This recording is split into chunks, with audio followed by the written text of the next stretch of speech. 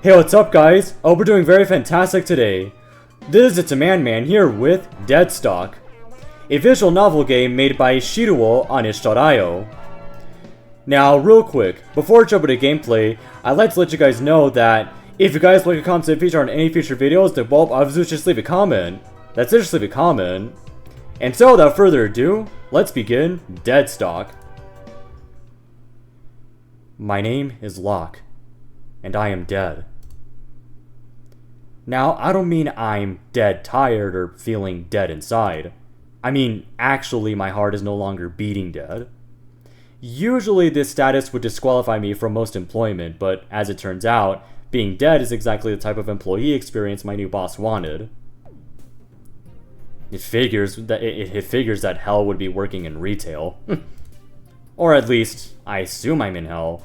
I woke up in what appeared to be a standard suburban mall.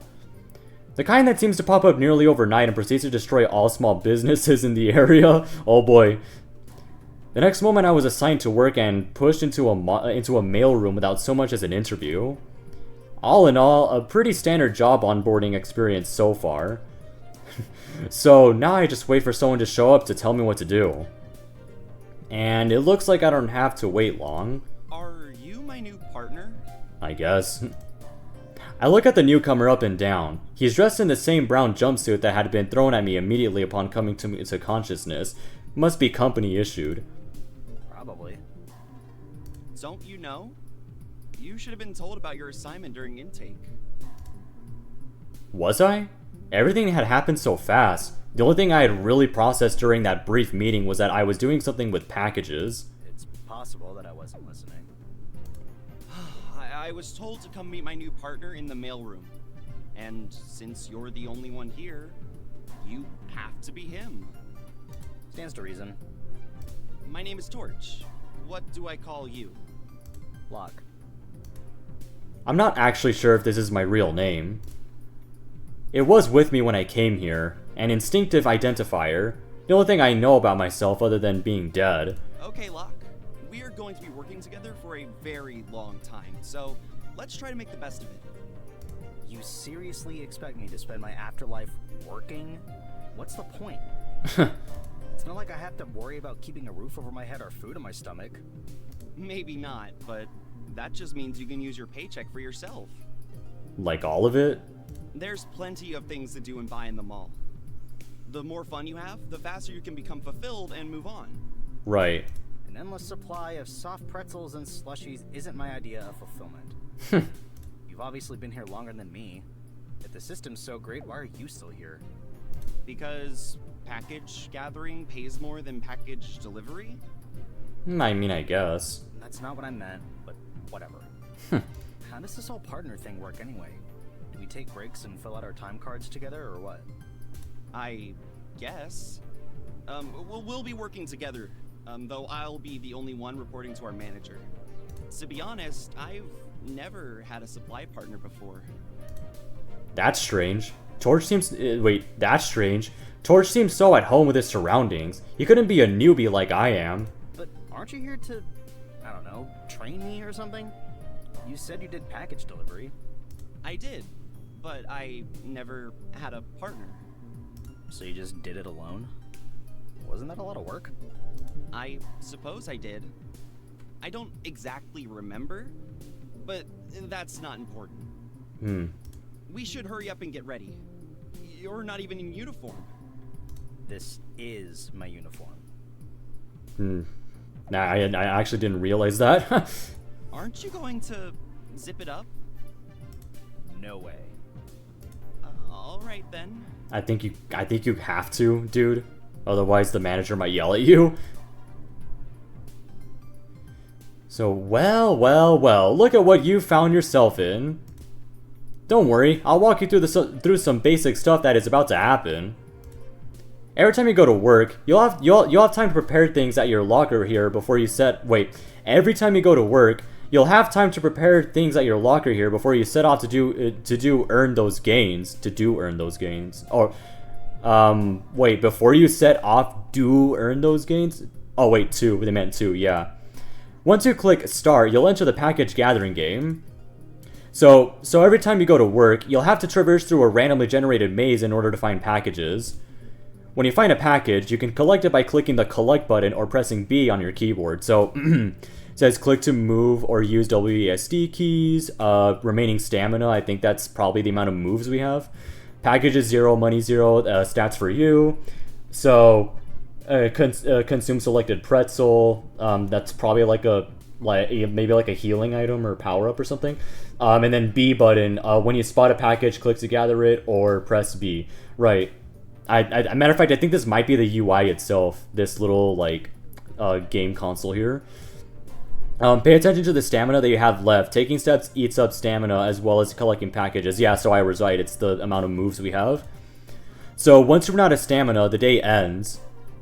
Watch out while you walk through the maze. If you happen to hear some footsteps, as indicated by this red signal, that means there's a mannequin in that direction. When you see this signal, as long as you walk the opposite direction once, you'll be able to lose the mannequin and continue on your way. So, let me see. So this signal, so just walk in the opposite direction of it, and then, yeah, you'll lose the mannequin. Walking towards the signal is not advised. Right. By the way, just wanted to let you know that rollback is disabled, so make sure to save often. Right. So, that's all I have for right now. Have a nice first day at work. Save often. The hallmark of video games back in the 90s. So run number 1, money 0. So can we press the right? And I think the save button is right over here, I think. So page 1, empty slot. And there we go. There we go. Right, so card, none. What's this? Select card. None. Ooh. I think that might be all. So package rate $2 per box, and I think we should start probably right now. Stamina 40. So we move down here.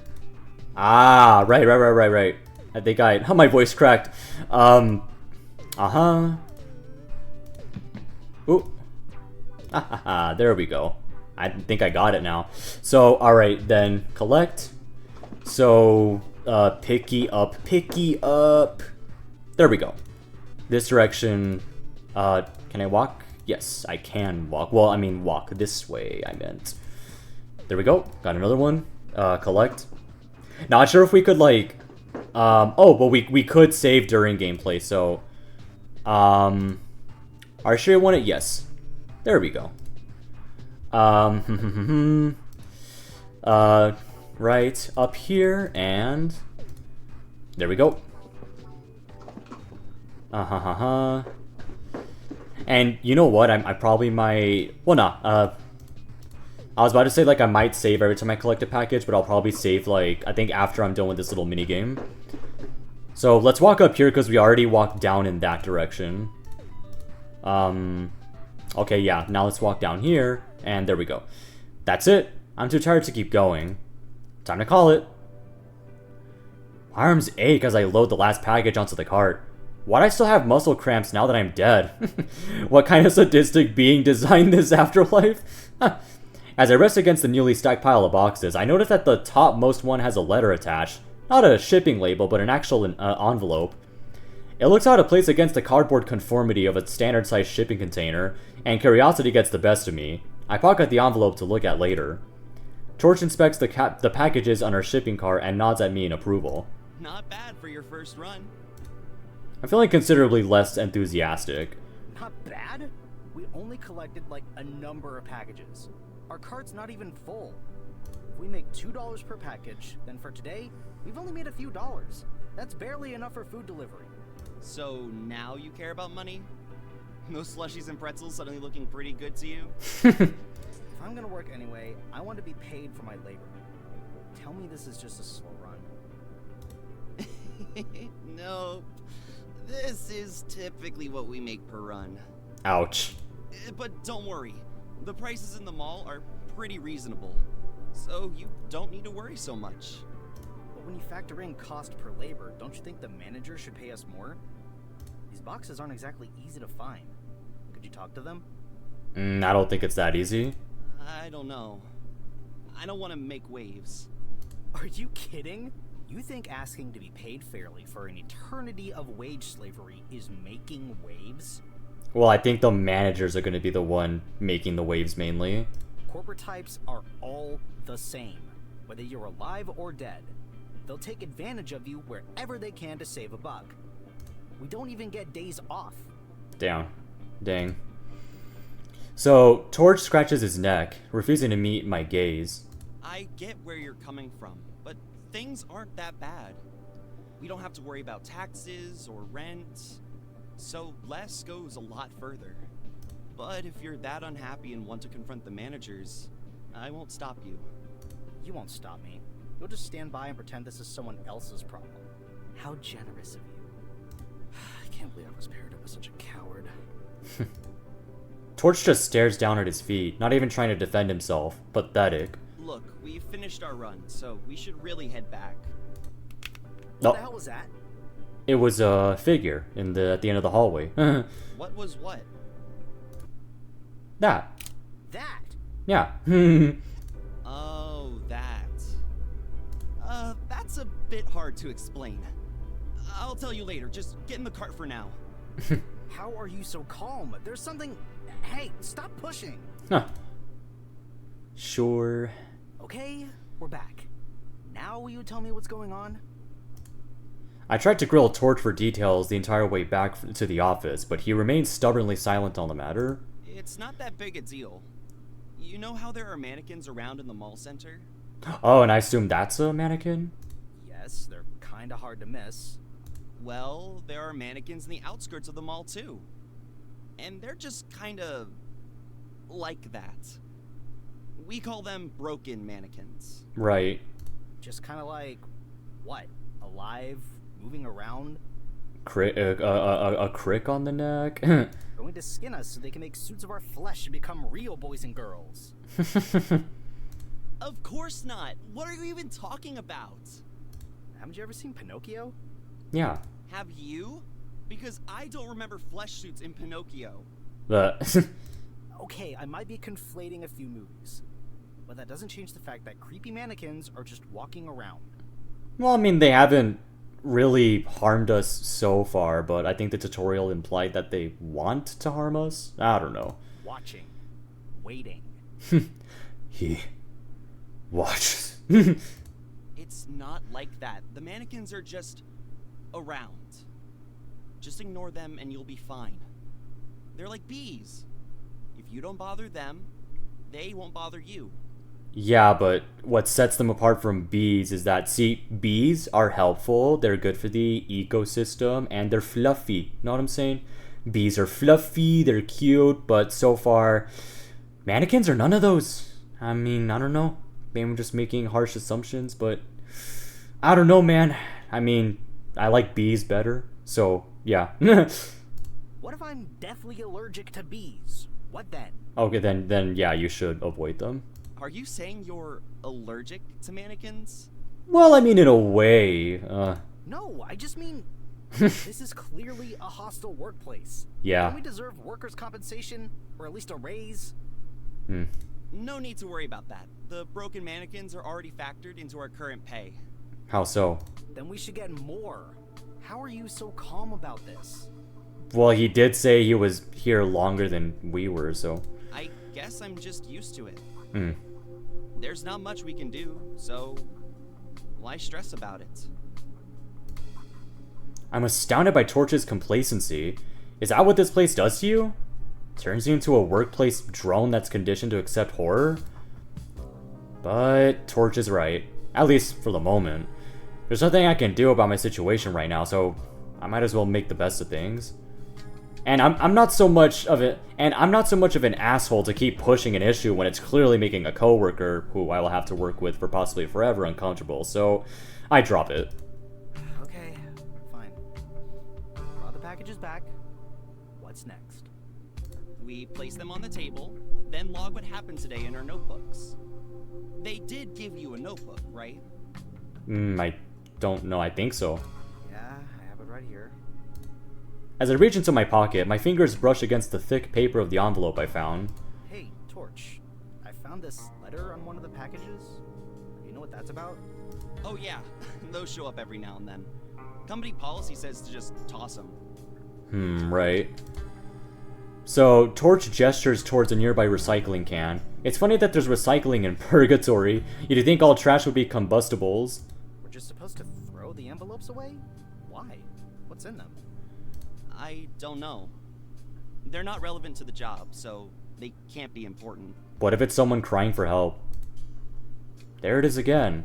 Torch has complete apathy towards our situation, and as someone who's full of questions, it's frustrating because he's the only one who can provide answers. Well, so far. Well, fuck that. Even if he's not curious, I am. I don't need him to solve this mystery. I jam a finger under the envelope crease and rip it open. Hey, what are you doing? We're not supposed to read those. Wait a minute, unless it's... Oh, wait a minute. Unless it's like actual mail, like letter mail. If that's the case, then, buddy, where I come from, that's a federal offense. Yeah, and what's management gonna do? Take away my gumball machine privileges? No, buddy, where I come from, that's a federal offense. No, shut up. I'm trying to read. Oh no. Torch hovers over my shoulder anxiously as I look over the letter, which is still pretty distracting, but he doesn't say anything further. So, dear Marion, I know this may seem like... Wait, dear Marion, I know this may seem like too little too late, but I have all these feelings and I just need them to go somewhere, you know? Even if you can't hear them. I just keep thinking about how much time we wasted. There was so much going on in my life that I thought was so important. I was never there for you like I should have been. Working as a pilot, I was always halfway across the world. Our little brother was away at college. By the time we realized something was wrong, you were long gone. You were always so independent, you know? When you left home, I just thought you wanted space. I had no idea you were struggling. Or maybe I just didn't want to see it. I just keep thinking, if you had just talked to me, you could have crashed on my couch. Spending nights together, laughing and watching movies like when we were kids. I would have given you time to figure out what you really wanted to do. But that makes me sound like I'm blaming you, doesn't it? That's not my intention. If you didn't come to me, you had a reason. I always had a plan for my own life. I knew my trajectory, so maybe you didn't think I'd understand being lost. Maybe that's why you turned to needles instead. At least they never judge. I don't judge you, Marion. I've only ever loved you, and I still do. I hope you know that. I hope you know that and are happier now, wherever you are. With love, your big sister. When I reach the end of the letter, I just stare at the signature, silent. What does the letter say? The question pulls me from the grief of this woman I've never met. Oh, finally getting curious. What will the company say? Well, since you've opened it already, I might as well know. As much as I want to indulge in Torch's tentative rebellion, I'm reluctant to reveal the contents of the letter. It's so personal, even I feel a little guilty reading it. It's just a letter to someone named Marion. And? Nothing, really. Just personal stuff that doesn't really make sense if you don't know the people involved. Like you said, nothing important. Oh, I guess that's fine then. Just make sure you get rid of the letter properly when you get the chance. I nod absently, but my mind is mulling over Marion. Who were they? It sounds like they were a middle child who left home after years of being ignored and overshadowed by siblings. Just like me. Back home, I was easily overlooked by my family. It never mattered what I did, because there was always a brother who had done it first and better. Instead of fighting for my own space in that environment, it was easier just to remove myself altogether. I wonder if Marion felt the same way. Who were they exactly? How did their letter end up on a shipping box? They had to be someone dead. The letter's contents make that fact obvious. Perhaps it's someone in the mall? Knowing that, I can't bring myself to throw the letter away. It's not my place to do so. What if I meet Marion? They might want to hear what their sister said. Instead, I tuck the paper into my notebook for safekeeping. Soon, it came time to clock out. Torch and I made our way down the escalator into the mall's main plaza. And finally, I got my salary for the day. I stared at the check in my hand, willing the inked amount to produce more zeros. Alas, living wages are for the living, and many don't even get that. Now that you have some money in your pocket, you can spend some time enjoying the mall. So, I'm going to go see the new movie showing in the theater. There's a long pause, and with growing horror I realize what is about to happen next. Do you want to see it with me? Nope, see you next run. Bye.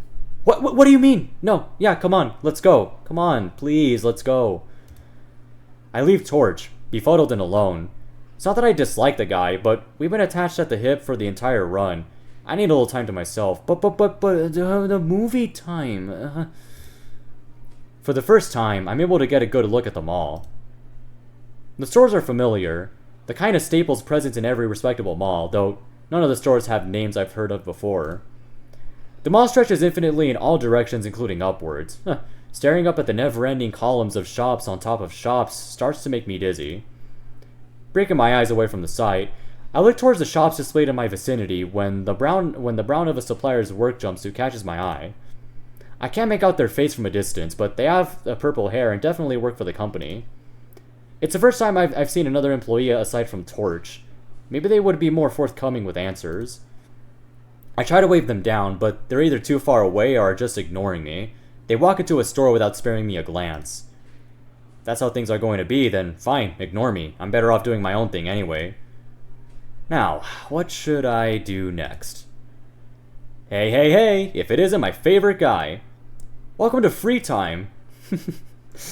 Welcome to free time. Here you'll be able to visit stores and talk with other people in the mall. Free time will be indicated by the little dot on your hub here. Which little dot? I don't see the little dot. There it is. So, see how the FT is being lit up? Oh, right. So, wow, and it looks like you've got some money to spend now. I'm so jealous. $8. Additionally, you can also access your inventory through this top bar as well. Just click the yellow inventory tab here. Let me see. Supply run 1. Today's supply run was alright. I picked up a total of 4 packages today. Torch gathers supplies like a veteran. He got way more than I did. Guess that's how he's buying all those movie tickets. How fulfilled am I feeling? I kind of want to peek inside Torch's notebook just to check what he's writing down so I have a clue about what to put in here. Right. Got pretzels, hats. That's a cool hat. Cards, no cards. Items. Let's see, letters. That's the Marion letter, and zip up. I think that just closes it. So you can also access your inventory through this top bar as well. Oh wait. We already read that. Make sure to check your inventory often. You won't be able to check it once you get back to your locker. Free time will end after you talk to someone, so be sure to do all your purchasing before that happens. Or if you're feeling antisocial, you can also click the skip free time button to move on to your next supply run. That's it for me. Remember to work hard and play hard. Speaking of, so this is the beginning of my afterlife. Doing some faceless management shipping supply runs for chump change while ducking creepy, twitchy mannequins. Lucky me. What worries me most is how quickly the new routine could become normal to me. If I'm not careful, I'll end up like Torch, placidly towing the company line. It bothers me that he's so unwilling to step outside of his comfort zone and fight for something better. I can't help but think if I had a partner with more backbone, our rates would be higher. At least, with few living expenses. Saving money is easy enough. The problem is that while there's plenty to buy at the mall, there's nothing I really want. It's all instant gratification that quickly grows stale. Is this really the way to find fulfillment? Well, speaking of often, I need to save. Yes, overwrite my save, and yeah. So we have pretty prets, we have NPCs, the trash, fountain. Can't go to these shops. We have one more pull. That's probably a gambling place. Bucket, souvenirs, and well, let's see, because might be some benefits. So, of course, the most delicious smells are coming from here. Welcome! Looking for something to snack on? Yes, I guess. Are you a new customer? Well, it's great to see you. We've got all kinds of tasty pretzels and drinks to satisfy any craving you desire. I heard they can boost quite a bit. Ah, there we go. So I heard they can boost quite a bit of stamina for you supply gatherers, that is.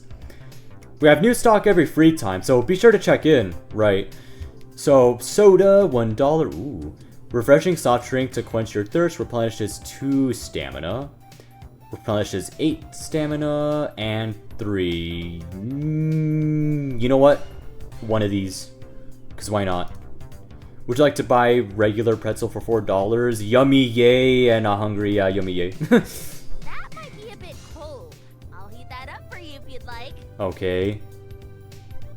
Here, it's just going to ask you a quick question. Add a tip? Is the tip going to you? Well, sure, I guess, $1. So, thank you. Alright, and what's this question mark? Why are you question marking? What can I get for you? What can I... Oh, alright, so it's just dialogue, so we go back. Get your mind in a twist. Twist a pretzel instead. Okay. Right, so, once again, we gotta save, and then check out the other places. I might not spend money there, but let's check out the other places. So we have souvenirs. So, ooh, snake. A huge white snake covers the whole shop. Looking for something for a special someone? Yeah. Oh, an unfamiliar face. You're welcome to browse around. Our prices are super low. We have all sorts of trinkets for you and your friends. If you're not sure about what your friends would like, I don't know. I can provide a small hint for you for just $1. Make sure you ask. Well, let's think for a bit. So we have, what's this? Sword keychain, $5. I don't know if these are just for vanity or if these are like, we have earrings, a star, gibbets, exclamation mark. Ooh. Is there a sale today? There's always a sale today. Would you like a hint about the items for $1? Well, let me think, because I had $8, so I have $3 left, so... Let me look at the prices again, hold on. Star, estrella, earring... I'm gonna get earrings, because why not? So, buy earrings for $3? Yay, yeah. Thanks for the purchase. Yes, So, owned. And do we go back? How do we go back? We go back through this leaf over here. I'll be seeing you. Thanks much. Yes. One more pull. Buck It. What's Buck It? The store is owned by a cat? Good day, sir.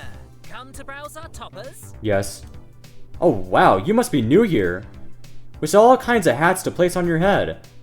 Our stock changes every run, so be sure to stop by every free time you get. Or if you're impatient... Wait, let me try a British accent. Nah, I'm not gonna do it. I'm just gonna... So, or if you're impatient, you can always re-roll our hat selections if you're looking for something specific. Right, so these are all, re-roll for $5. Let's go gambling. Stars, bow, and rat. Dun, dun, dun, dun. And what's this? The cat? Of course, that's me. Purr and all that. Ah. Right, well, where's the back? There's the back. Feel free to come again anytime you'd like. Right. And then one more pull. Ooh. Araña! Oh my goodness, the araña! So the amount of spiderwebs makes the whole store seem like a trap. Maybe it is. Welcome in. But watch your step. We wouldn't want you to trip on a web now. Oh my, I haven't seen you around before. Are you new? Welcome to one more pull. Here you can draw random cards for the hit game without a name. Wait a minute, cards, that's it. For just $4, you can draw one card. Or if you like to bulk buy, you can draw up to 4 cards at a time. Once you draw, I'll hold your results in my hands like this. And you can click on each one to see what you got. Hope you'll have fun here. Caw-caw, yes. So, draw cards. I don't have $4 though. So, ooh, too bad. All right. See you later. Yes. I think that's everything. Well, not everything. Let me save first. Alright, and let's talk to some people. A green-haired girl with a headband is peeking into the souvenir store. That's so crazy. So, oh my god, I've seen this before online. I wonder how much it costs. Talk to headband girl? Yes, why not? Just as I started walking towards the souvenir store, the green-haired girl turns around as if she's got some sixth sense. Hey, hey. Hi. What the heck?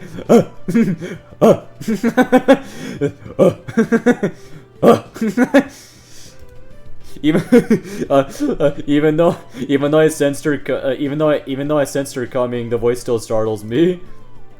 Oh, I'm so sorry. I didn't mean to sneak up on you like that.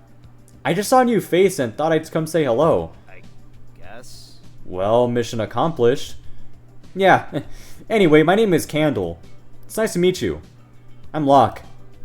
Likewise, I guess. So, Locke, what brings you to the mall? Other than being dead, I guess. I'll think about it. I don't really know. This is my first real break, so I've just been looking around. Well, Oh, I can help you there. Have you been to all the shops? Yes. Yeah, but most things are out of budget for me. Collecting packages does not earn much, but the pretzels and the snacks and stuff ought to help us, no? Oh, I was doing a little bit of mental math, because I was thinking, like, what if... Oh, wait, no. I was about to say, like, what if I got, like, the cheaper snacks, like, in bulk? To, like, replenish more stamina, but then I realized that, the price of the goods actually sort of correlate with, like, how much stamina they replenish, so I was like, never mind. Anyway, so collecting packages does not earn much, so... Actually, package gathering is the most lucrative job you can do, is it? Then this afterlife is fucked. It ain't exactly heaven. Is it hell then? what's going on? Anyway, what do you like to do for fun, Locke? Like, when you were alive? I don't know. I guess I used to play a lot of video games. Upon hearing that, Candle's eyes lit up. That's so crazy. Oh, I know just the place. Come on. Candle leads me to an arcade. They have everything from old school platform games to the latest MMORPGs. Do they have Wolfenstein 3D? She picks one of the fighting games and motions for me to sit down next to her and play. Alright. She beats me every time. What's going on? What's wrong, Locke? I thought you said you played games, not fighting games. Kinda stupid. What? Okay, I didn't play that much. You're just way too good. You held the highest score on the leaderboard in every arcade machine we played. I don't know about being good, but I did play a lot when I was alive.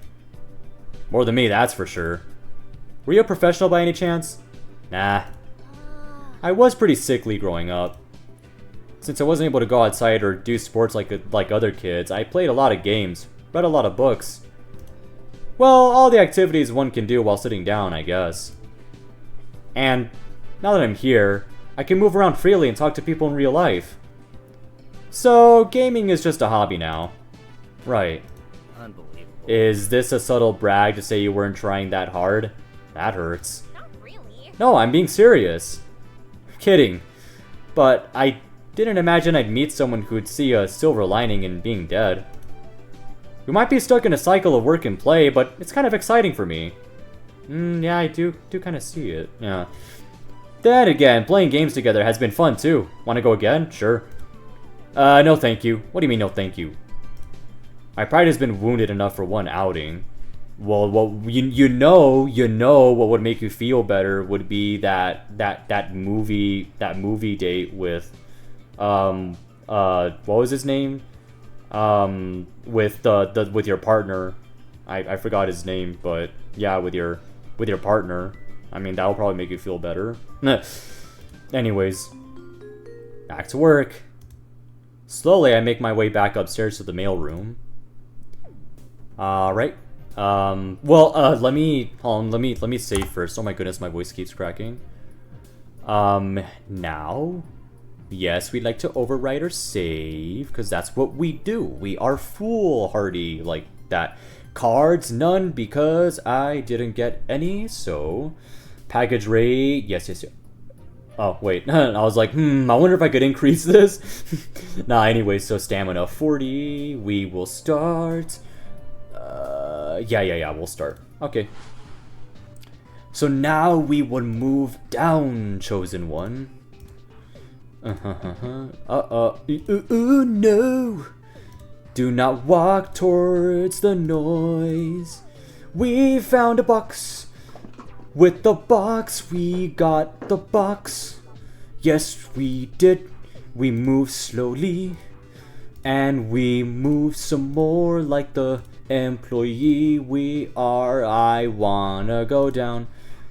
Oh, yes. Oh, yes. No. No. Don't interrupt my work, okay? Alright, does that sound cool? Does that sound cool, mannequin?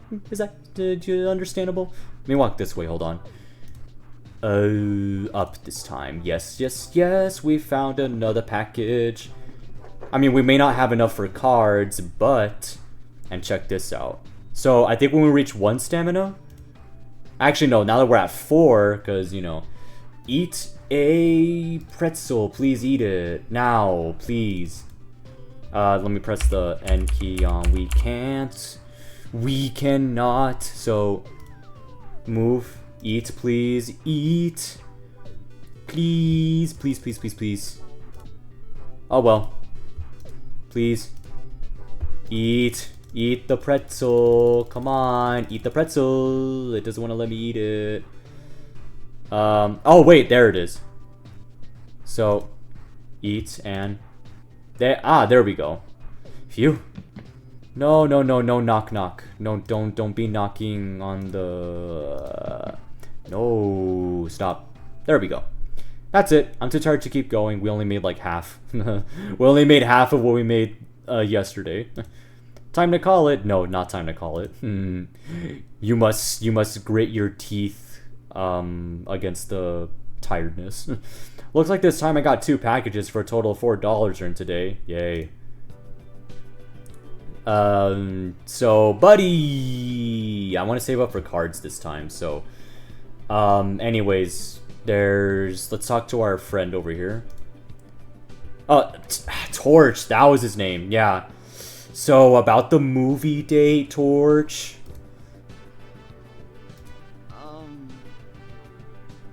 Pizza, pretzel, hang out with Torch. Yes.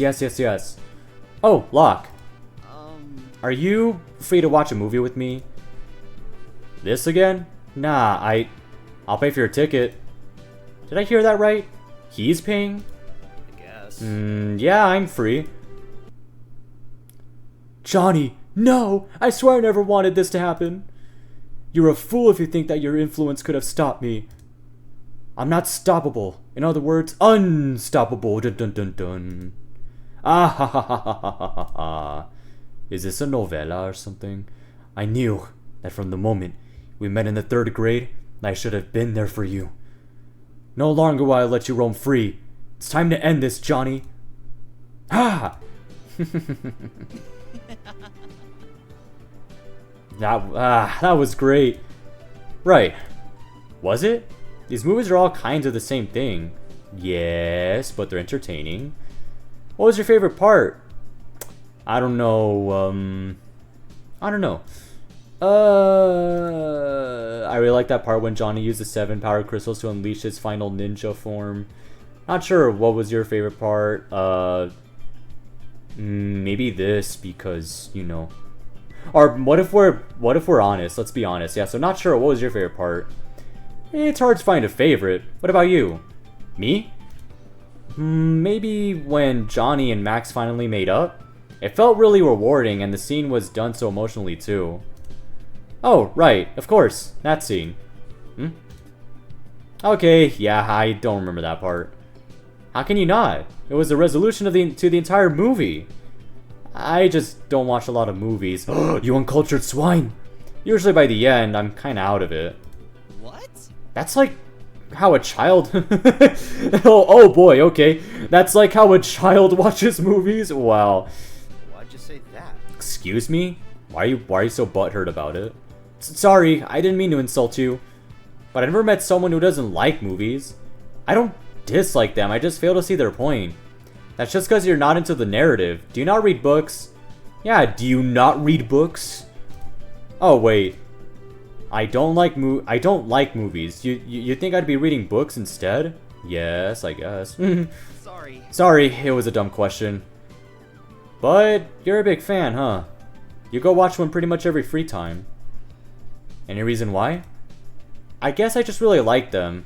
I binge watched a lot of movies when I was in school. It was always fun to fall into another character's perspective. Ooh, yes, and go through their journey with them.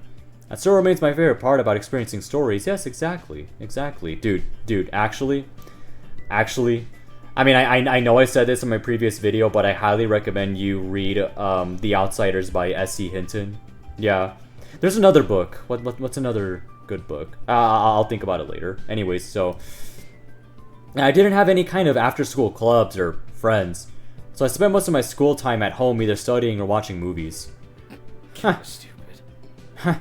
So you didn't go blasting at house parties or drink underage? Lame. Well, the drink underage part, I'm sorry, but I mean people care about their liver, buddy. I thought that was only a TV trope. Is it something teenagers actually do? Some of them, unfortunately. Yeah, of course. I was always out and about during high school.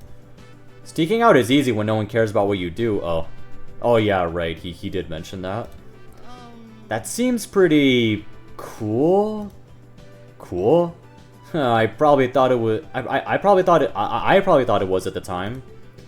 Looking back now, it's kind of stupid. I was always too scared to try something like that. I mean, I had a lot of responsibilities. It would be unfair if I were to just abandon them. Can't relate. I don't know. But a part of me wonders how different I would have been if I had decided to break the rules instead. You know what they say. It's never too late to become a criminal. No, I would never dream of committing crime. Also, no one says that. You can't spout fake quotes when you don't even watch movies. I was just joking. Don't take things too seriously.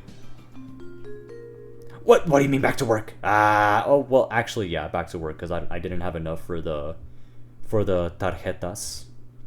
Anyway, so slowly I make my way back upstairs to the mailroom, yada yada yada. Yeah, let's collect more boxes now.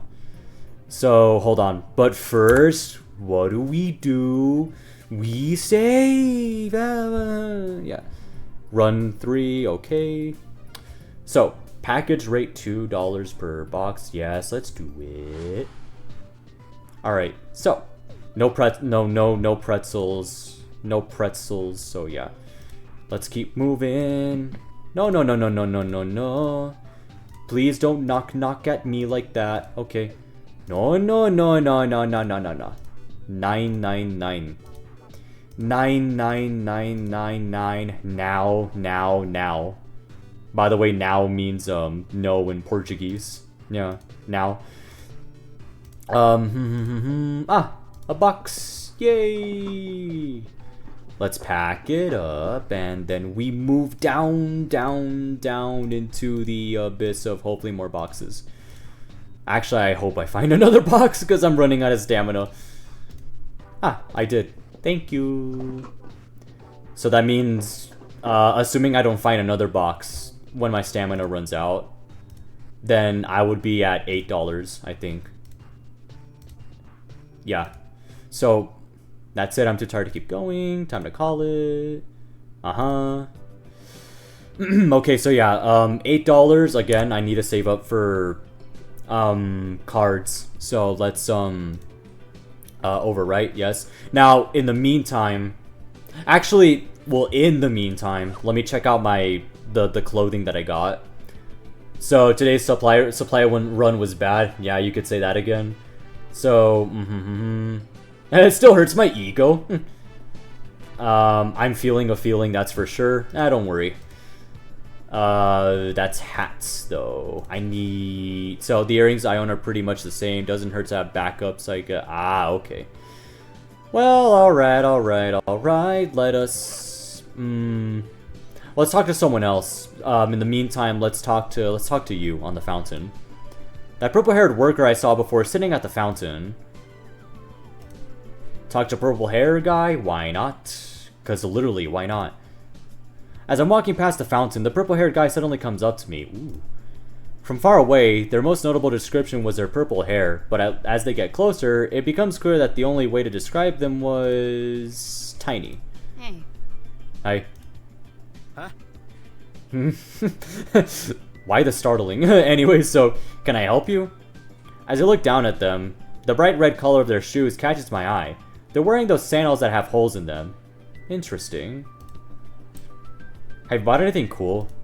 Not yet, no. No way. Nah, nothing really caught my eye. No, as in I can't afford it. I'm saving for tarjetas, mijo. So, I was just window shopping. Oh, cool. By the way, my name is Magnet. Ooh, Magnet.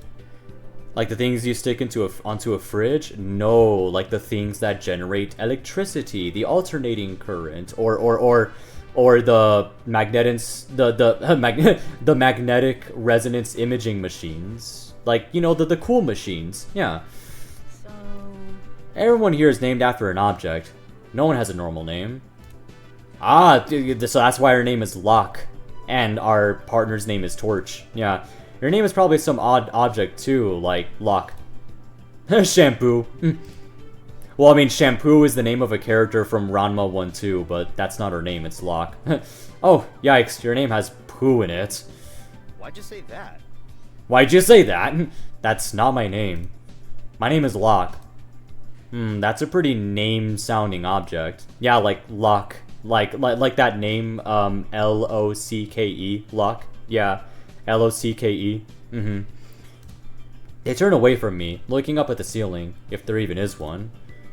Since Magnet is doing it, I decide to look upwards too, to see what they're looking at. The mall stretches out infinitely in all directions, farther than I can see. I'm imagining it right now. Everything towers over us. It's like being in between skyscrapers. Ugh, this is kinda dizzying. The thought of possibly being that high up made my stomach turn. Yeah, that's why I like it. Hey, yes. So, what is wrong with them? What do you mean what's wrong with them? What's wrong with you?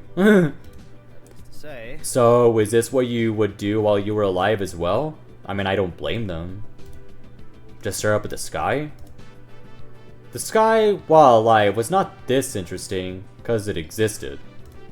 I spent most of my time alive, sleeping, working, and studying. Studying? You were a student? College. What major? Had a bunch of loans because of school. Worked part-time jobs to pay it. The main reason why I skipped college altogether. Well, what about the... Well, I mean, assuming you're from the US, what about the GI Bill? I mean, unless you didn't want to join the military. Oh well.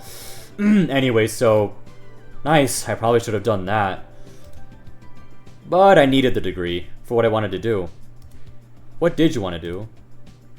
Dunno. I've forgotten. I'll think about it. You forgot? Is it a side effect from dying? But I feel like my memories are all intact. No, I think I forgot while I was alive too. It's blurry. Like, looking at the mirror after taking a shower. I see. It's hard to find fulfillment without a clear goal, huh? It's fine. I guess, but I don't really want to leave. I feel pretty content just existing here. Really?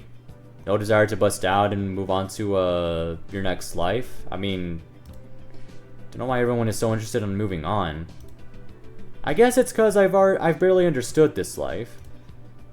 Magnet leans back and stares up at the non-existent ceiling again. Yes, I know it's non-existent. I look up once more, grimacing at the way the buildings swirl together, and tear my eyes away from it. Back to work. Slowly, yes, you do. Yes, you do. I'm actually having fun. I'm having a lot of fun. Well, anyways, let's run number 4. Next run, hopefully we'll be able to afford some cards, some tarjetas. Now we start. Alright, so Once again. We gotta pay it. I just keep moving. We gotta pay attention for the mannequins. No. Sorry. Sorry. Oh my goodness. Ah, 1. Yay. Yay. Alright, now... Oh, yes, so we're making good money today. Money, dinero.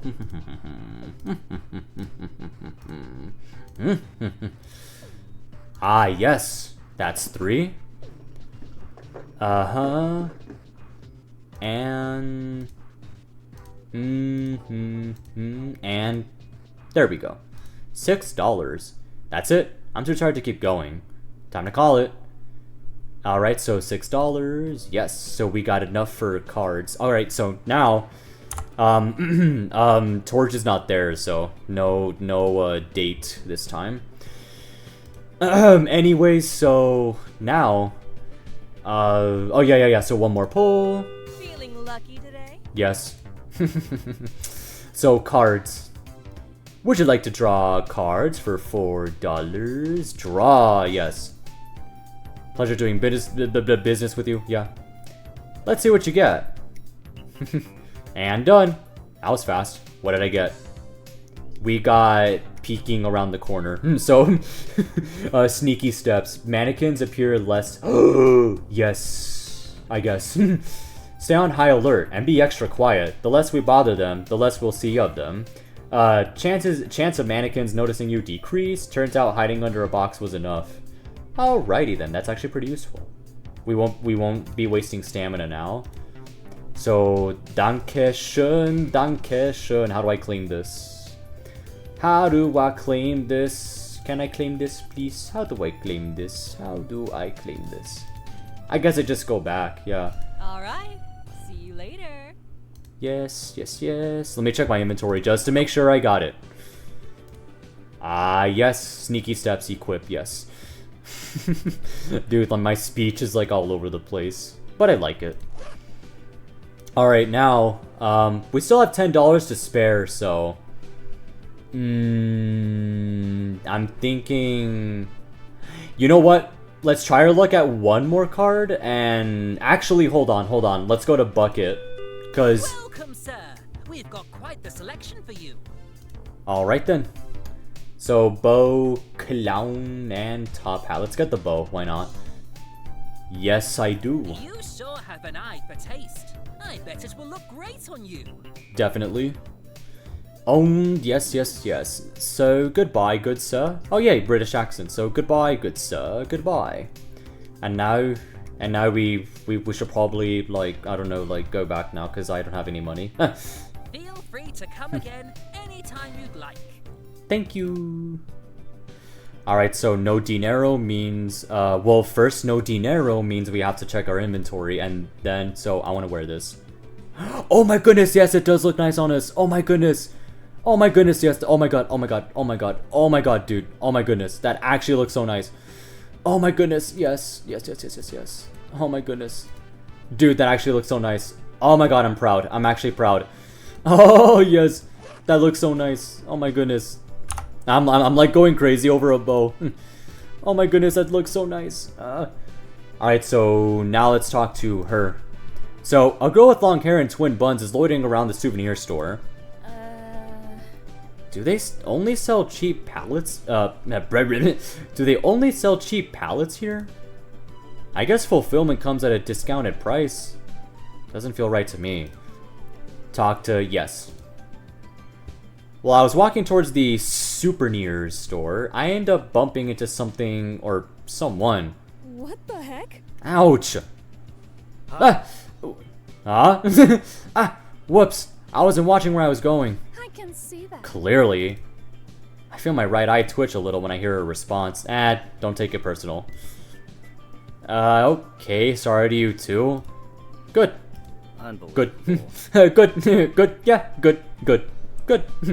You know, you could be nice about it. Who cares? Nice? How? Yeah, how? Like, hey, it was an accident, so it's okay. Nah, it's too long. Hey, it was an accident, so... See? So watch where you're going. I don't want to talk to this girl again. Who knows? So where were you walking? Or did you just come here just to bump into me? Well, I'm just wandering around. I was going to check that souvenir shop. Oh, yeah, you probably shouldn't go there. It's just a bunch of dumb knickknacks and cheap gifts. I guess I'll keep that in mind. I'm probably still going to go. What's wrong with cheap? Probably going to regret asking, but what's your name? Parka. It's so custom for men to ask for names, but not give theirs. My name is Locke.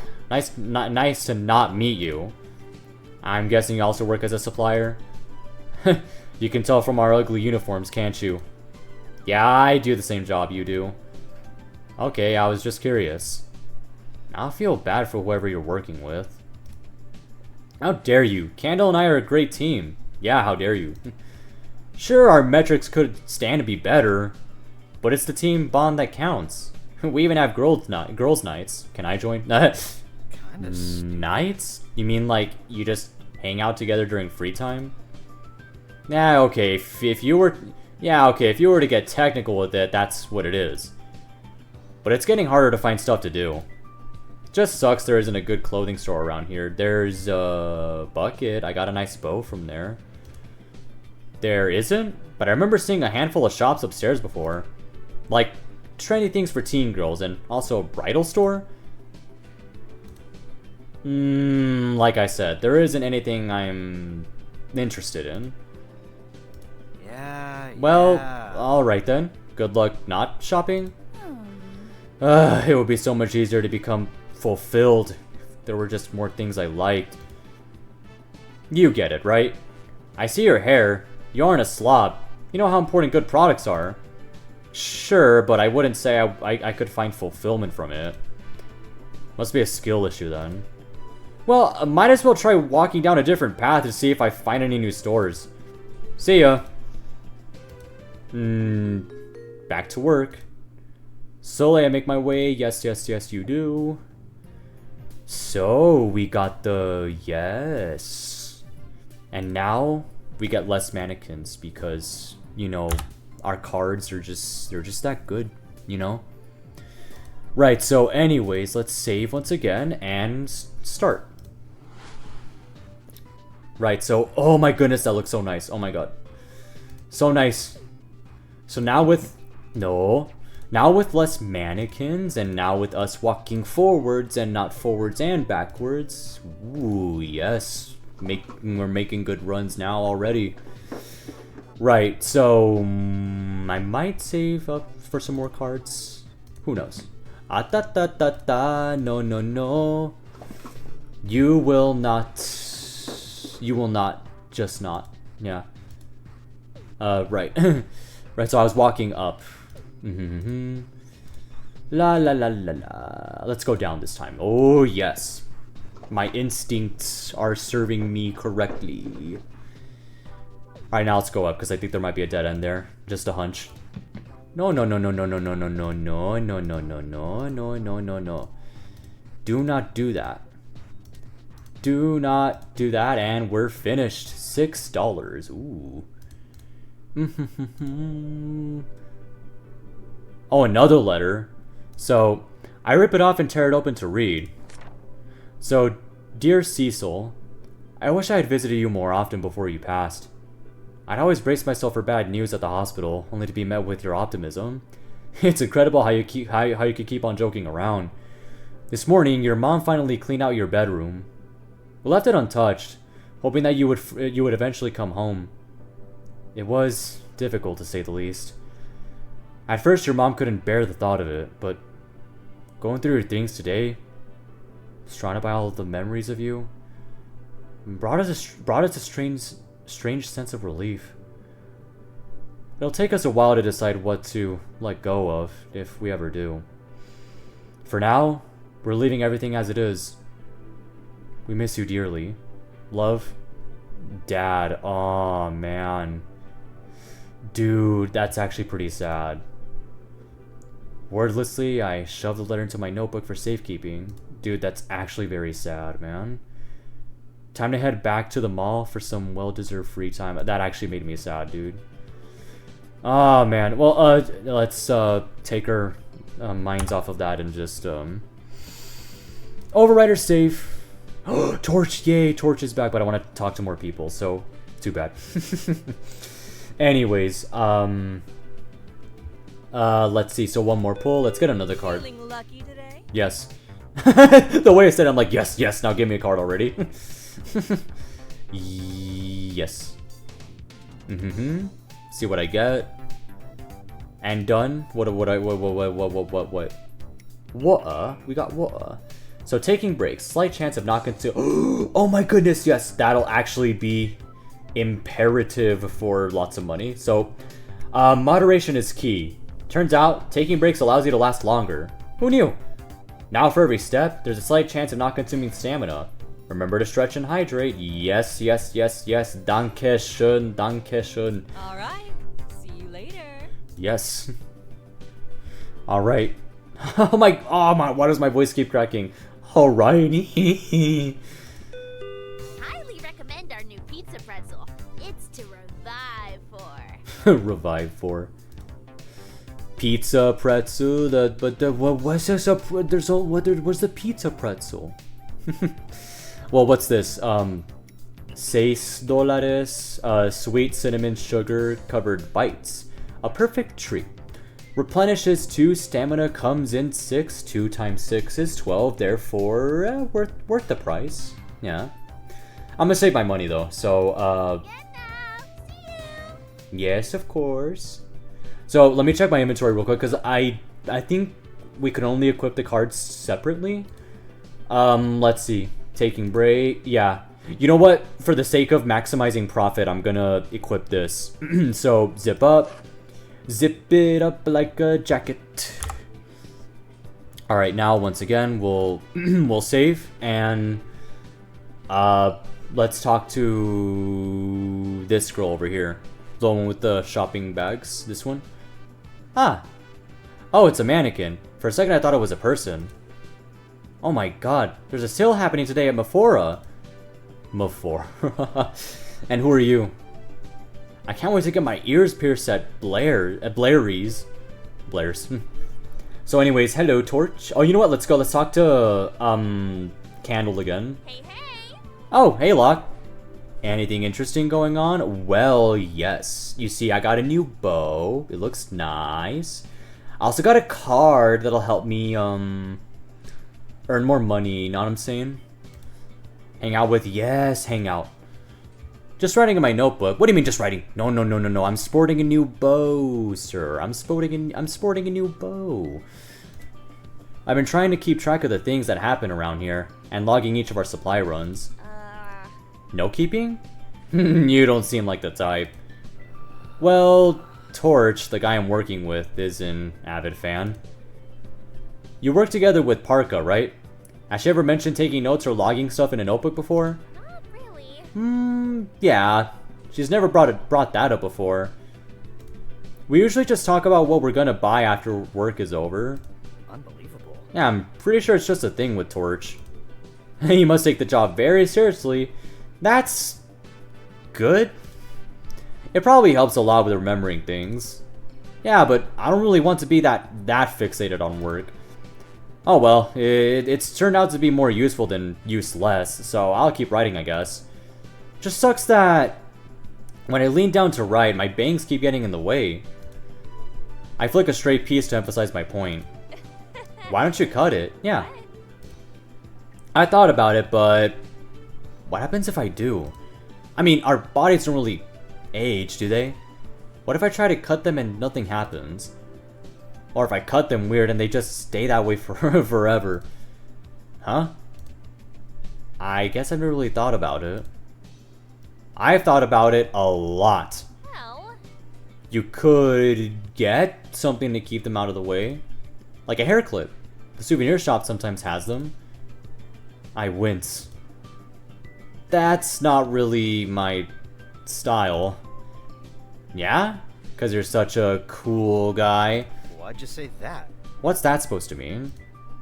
Exactly what I said. Man, I've always liked hair accessories. My hair's not long enough for me to do much with it otherwise.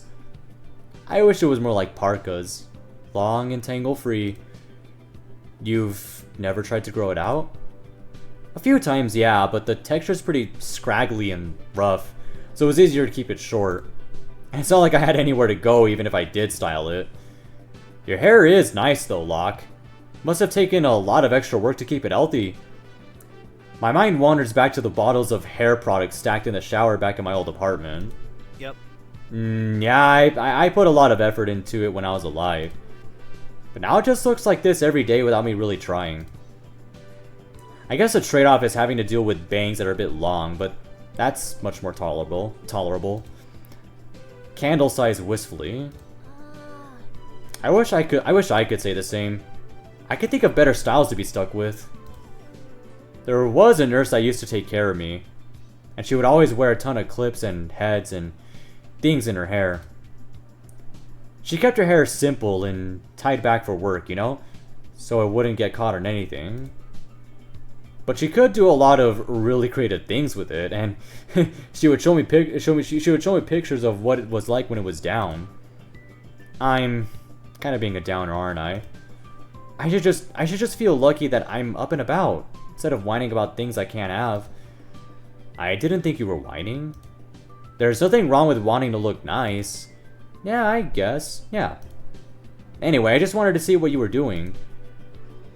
And now that I have, I should get back to work. See ya. Okay, bye, Candle. She gives me a little wave before walking away. Back to work. So yes. Okay, but we gotta save first, because that's what we do to be safe. Hence the word save. Oh, I like how we could actually select our cards beforehand. But anyways, yeah, let's start. Maximize. The bow. I really love that bow. Best purchase. Okay, so.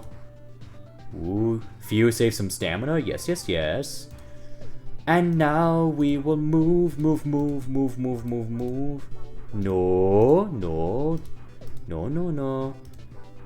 Yes. I've not found a single package yet. Uh-oh. Oopsie daisy. Ah, there we go.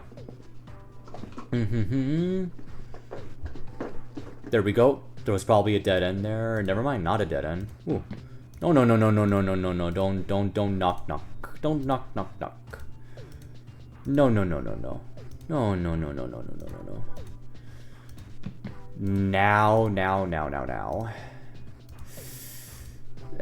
Oh yeah, there we go. We're finished. Only one. Wow. Just one. No. Another letter. Oh, another letter. I rip it off and tear it open to read. Hi, Penny. My bestie. Forever. I'm so broken over your death. My mascara is running down my face because I'm crying so much. I don't want to be selfish and make it about me, but I don't think I'll ever get over it. And not to be that person, even though you've passed away, but it needs to be said that I told you so. Even beyond the grave. I'm going to give you the truth. You would probably want that anyway. Aaron is so disrespectful. He never deserved you. He was such a loser. And you chose him anyway. Those flags were red as hell. And you chose to be blind to them. Blind to him and his behavior. The worst part is that you knew that anyway. Is a man really worth it? Even if he has money? Clearly not. I remember how you would constantly tell me to marry rich. It doesn't matter who I found. As long as they were rich, it was fine. You also told me to get a prenup. Funny. I won't lie. Some of these dates were great, but that's just not who I am. I'm not meant for a glamorous lifestyle filled with wealth, money, and gifts. I want a simpler life. I'm so mad. I should have tried harder to keep you away from that life too. Or at least keep you from chasing Aaron around. He sucks. He's a cheater. He's useless. You can do better. I used to tell you that. You're always so assertive and sure of your decisions, so I thought it wasn't my place to step in. But I just wonder what kind of life you would have if I did that. And you were to marry a different guy. Maybe he wouldn't be as rich as Aaron, but at least he would still be alive. I still love you though. Always will. Just had to keep it real like you do. By Chloe. Wordlessly, I shoved the letter into my notebook for safekeeping. Time to head back to the mall for some well-deserved free time. Free time. Free time. So what's new at Bucket? Welcome, sir. Hello. Chef's hat, estrellas, trash, nah. Feel free to come again anytime you'd like. Of course. Of course. And souvenirs. Yes, yes, yes. Scented candle, gibbet, sword, keychain. I'll be seeing. Yes, yes, yes, yes, yes, yes. So, how could I use the earrings that I have? Let me see. Right. So, let me think. Pretty Pretz. Might just get like a soda or something. You don't have a pizza pretzel, or I don't know, maybe you do, but I'm just unlucky enough to. So we have a milkshake. It says cool, yummy, and creamy treat. Do not sing the song. oh boy, I immediately got the reference. Oh no, do not sing the song. Oh my god, I immediately got the reference. Okay, so soda. You know what? Milkshake. Yes, yummy, yay. That might be a bit cold. I'll heat that up for you if you'd like. So what? You never had a hot milkshake before? Here, it's just going to ask you a quick question. Yeah, tip. And there we go. Okay, so back. Yes, yes, yes. Cause I don't know. Anyways, let's save. Let me save. Let's talk to her, the Magnet. That's her name. Yeah. Yes.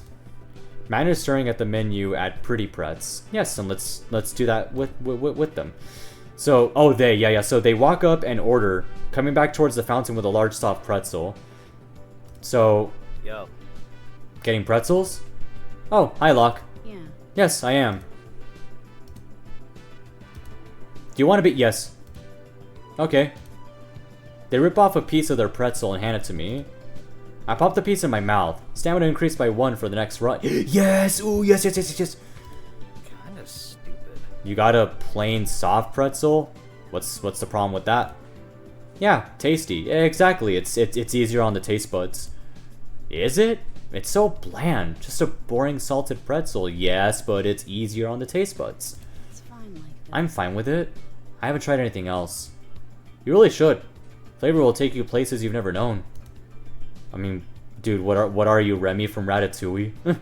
A different town. Some people might say. But I don't know what to get. Why not just choose something random? What if I don't like how it tastes? I know that this one's alright, so I get the same thing every time.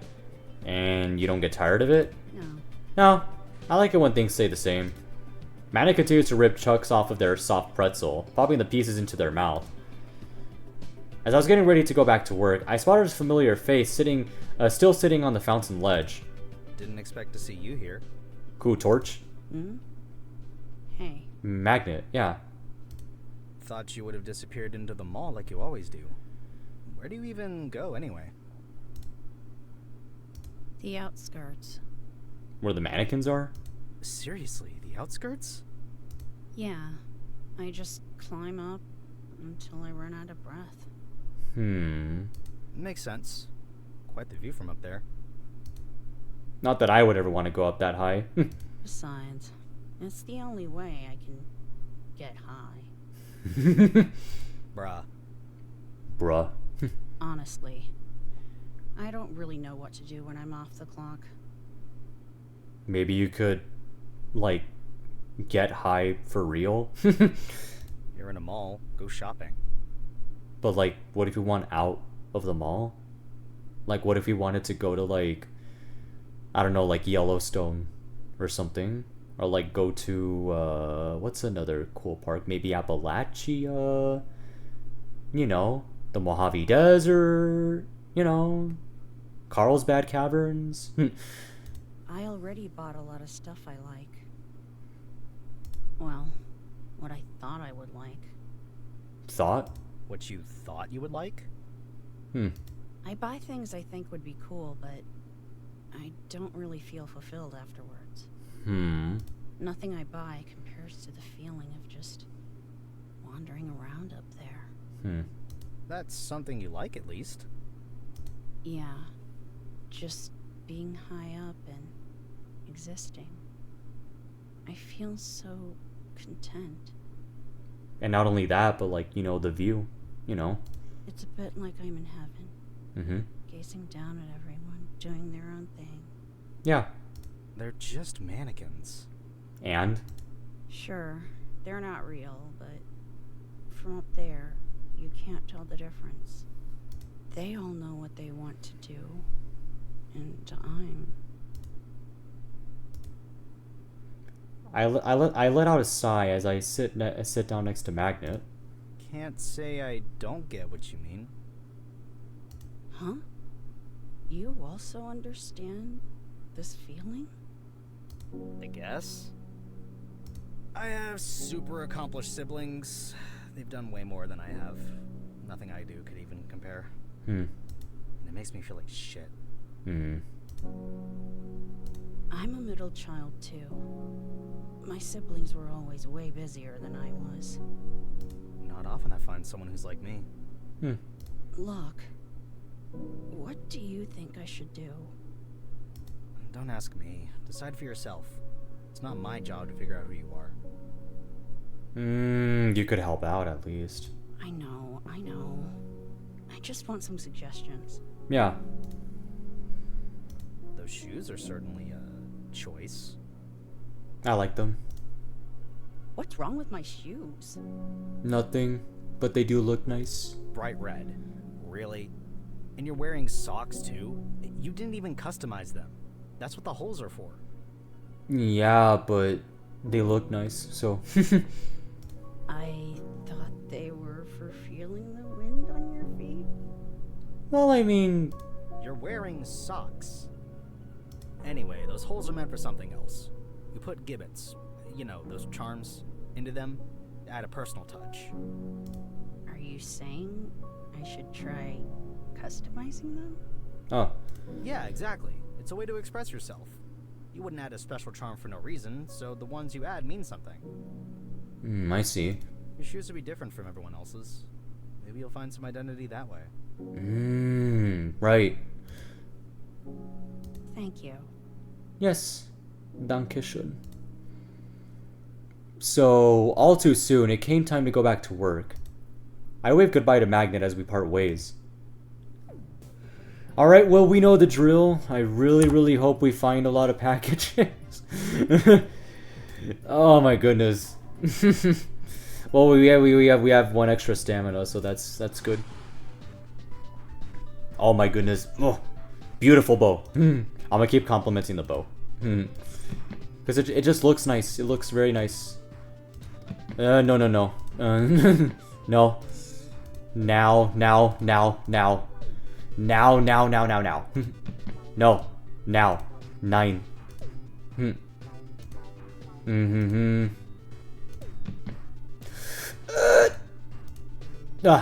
Yeah, because I was afraid that, well, if I was collecting the package, the mannequin was gonna sneak up on me. But anyways, ha ha. Ah, there we go. 2, that's good. No. No, stop. Ah, yes, 3 packages. We're doing good. We are doing good. Nope. We are doing good. No. Stop. Behave, mannequins. Behave. Alright. Yup. As Torch and I get ready to go back, I spot another letter on one of the packages. Ripping it off the box, I can see that it's once again addressed to someone named Marion. Another one to Marion? I shove it into my pocket. Once we got back, I yanked the new letter out to read, tearing the envelope loudly. The sound gets Torch's attention. He makes a face as he notices what I'm doing. You shouldn't do that. So you shouldn't keep picking up and reading those letters. It's against company policy. Unbelievable. Don't care, didn't ask. I pulled a new letter out. I pulled a new letter out of its envelope to read. So, dear Marion, it's all my fault, isn't it? I'm sorry. Ever since you left us, I couldn't stop crying. If I weren't such a bad mom, maybe you would still be around. I shouldn't have given you that much freedom. I thought you would have been fine. You were so independent after all, even as a little girl, but I was wrong. When you said that you didn't need our support, you were just being stubborn, weren't you? I should have tried harder to make you realize that. Why couldn't I have been a better mom? If only you hadn't run off on your own, if only we had been there for you, you wouldn't have died like this. I found your old shoes, the little red ones from elementary school, with all the charms you love collecting. The shoes were just so tiny, I tried to picture you running around in them, but I could barely remember your face from that time. How can a mother forget her daughter's face? Please forgive me. You will forgive Mom, won't you? Dang. Yet another letter for a Marion, but this Mom seems like a real piece of work. It's kind of sad, though. What was the letter about? You're making a pretty intense grimace there. That is to say... It's about a mom crying over her child's red shoes. What? What? Locke, I really don't think you should be reading these letters. Kinda stupid. Whatever, it's not like they know. Come to think of it, don't we work with someone who wears bright red shoes? I don't know. No, I don't think so. I'll think about it. Could have sworn that we do. Sorry. Sorry, I don't pay attention to what other people are wearing. No, you definitely would have. No, you definitely would have noticed. They're the kind that's customizable? What was it again? Locke, are you alright? Damn, what was it? Why can't I remember? It's alright if you can't remember, Locke. Don't worry too much about the letters. It's not like we personally know the people they're addressed to. Right. Come on, it's time to clock out. So we have $7 now. I still don't know how to further maximize money, profit stuff. Well, in the meantime, I'm gonna save here. Let's get another card. Yeah, I mean they are pretty useful. Or actually, I'm feeling. Good day, sir. Come to browse our toppers. Yes. Ooh, cat ears, chef. I still want to sport the bow. Feel free to come again. Yes. So let's get another card. Feeling lucky today? C. Draw cards. How many? We only have enough for one. Yes. So what do we get? Oh, looks like you got a dupe of Sneaky Steps. I'll go ahead and buy that from you for $2. And done. Sure. Ooh, looks like you didn't get anything new this time around. You've either got everything already, or you're just really unlucky. Maybe I'm just really unlucky. Who's to say? Well, I'm to say. Can I do it again, please? Por favor. Yes. And done. Ooh, something new. So better eyesight. If you're right next to supplies, the path will light up. 2 pairs of eyes are better than 1. With the help of your pal, packages are now much easier to locate. Over there, to the right. My right, not yours. Yes, with my lovely pal Torch. Danke. Alright, see you later. Yes, danke schön, danke schön. Alright, so now let me stretch first and then save. Alright, so let's talk to her now. Hey. Yes. As I'm wandering through the mall, I spot Parka. She's sitting at the fountain, staring into her reflection in the water. It'd be so easy to push her in, but even I have standards. Luck! My least favorite guy. Kidding. You're only second place, out of 2. I mean, I'll take it, I guess. When your competition is Torch, I don't think you'd be making it far. So, did you need me for something? Just wondering about what you were looking at. Looking at? Isn't it obvious when there's only one thing to notice? My face. Is the fountain water really the best place to do it? I'm sure there's a proper mirror somewhere around here. That's such a hassle. Just peeking in the fountain is faster. Sure. Why'd you say that? Just curious. Why do you even bother caring about how you look? We're dead. It honestly doesn't matter anymore. Well, cause, you know, personal enjoyment. I'm confused. Clearly you follow that belief through and through. Hey. Looking presentable means looking powerful. If I walked around with a messy bun, people wouldn't take me seriously. But twin buns on your head are better? I guess you have a point. Ever since high school, I've been cautious about my looks. Because the moment I started to care, boys began noticing and girls were way more eager to be my friend. It's also what led me to become a beautician after college. I opened up my own place and everything. Appearances changed everything. Uh-huh. Well, I guess my friend from high school was an exception. She had the smarts, but couldn't care less about how she looked. But there were still plenty of guys into her.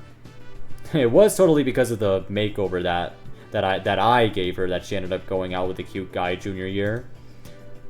But it was so whatever. It's not like boys are the only thing that matters.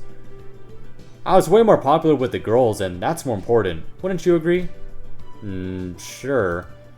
She just went on rambling about whatever she wants. Does she even have a filter? Or maybe the only appearance that she decided to keep up was her physical one? Maybe she just doesn't care anymore. You know, Locke, you aren't very good at contributing to the conversation. Yeah, you could say that again. Can't you try a little harder? Yeah. Why should I make myself seem interested in something I'm not? I'm interested. Jeez, why am I even talking all this nonsense to you? Back to work. Slowly, I make my way back upstairs to the mailroom. You know, back to the grind. It's the same thing over and over again. I can't even remember if work was this boring when I was alive. This mailroom will be the second death of me. I open up my notebook, mindlessly flipping through some of the letters I've collected, staring at them. I furtively glance over and see Torch, who is diligently getting ready for our supply run. It's best that I say nothing unless something interesting pops up. As I open my notebook to write down the start of today's entry, I come across all the letters that I've collected so far. I've been getting letters that are addressed to Penny and Cecil. At first I thought these were just random strangers, but the more I find out about them, the more they seem like people I know. Penny is most likely Parka, and Cecil is probably Candle. The situations described in the letters match what they've told me after spending some time with them. The resemblance is uncanny. In fact, it would be an understatement to say that the similarities are uncanny. It's definitely them. I'd be an idiot to think otherwise. Yo. Hey, Torch. What is it? Unbelievable. You're sighing, and I haven't even asked you anything yet. I know. It's just that every time you open your mouth, I'm prepping myself. For what? You don't even know what I'm about to say. I know it's going to be something that will derail our work. I guess. Fair enough. Well, I'm pretty much ready to go now, and we have some extra time before our shift starts. What's on your mind? I was just looking over these letters I've collected, and I believe they're way more important than they initially seem. That is to say, All we do is throw them away when we shouldn't. So we should tell the company to stop. I don't know. Tell them what? That the letters are important? Then what do we do after? How do the letters help us exactly? Quit answering me with questions. I'm telling you that they shouldn't be thrown out. Look, company policy says that we aren't supposed to keep those. You have to stop prying into the letters. It won't go anywhere. I thought you were the type of person who would care about this. Guess I'm wrong. kinda stupid. You're so sure it won't go anywhere. They won't even try to change? I don't want to disobey or get in trouble. These little things build up. We're slowly heading there if we continue. He's such a he's such a stickler for the rules. I don't understand why. What is his goal? Employee of the month? Fine, coward. Look, let's just get started with work. I think we're kind of falling out with Torch. I don't like that. Anyways, let's equip this, cause you know, money. Alright, well, let me just save first. I don't like that. We're falling out with Torch now. But oh well. Alright. No.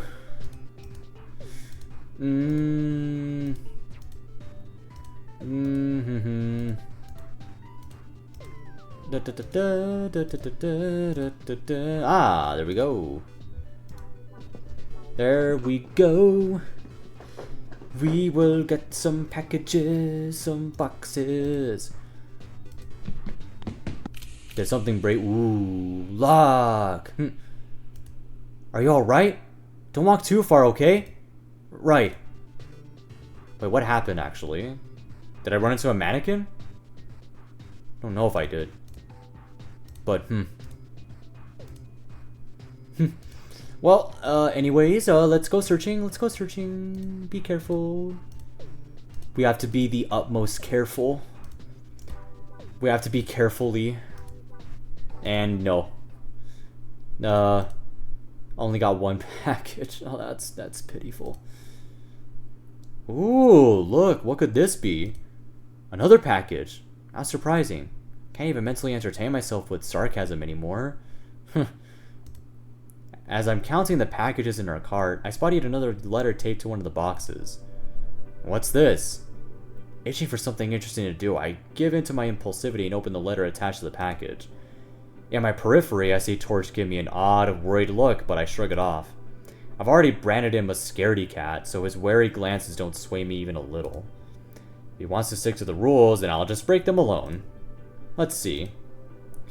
This time, the letter is addressed to someone named Theo. Someone I haven't seen before. Hi, Theo. I can't really talk to Mom and Dad about this stuff. They say that I shouldn't hold in my grief, but they're so sad already. I don't want to add to it. I just really miss you. I know that sounds obvious, but it's the little things, you know? Like, something will happen at school and I'll want to talk to you about it, but I can't because you're not here anymore. I'll be going out to ice cream with my friends and I'll just be eating my chocolate cone and suddenly I'll remember how we used to get ice cream together. Mom didn't like us eating ice cream so close to dinner, but you would pay with your own money and we'd wash up afterwards so no one would know.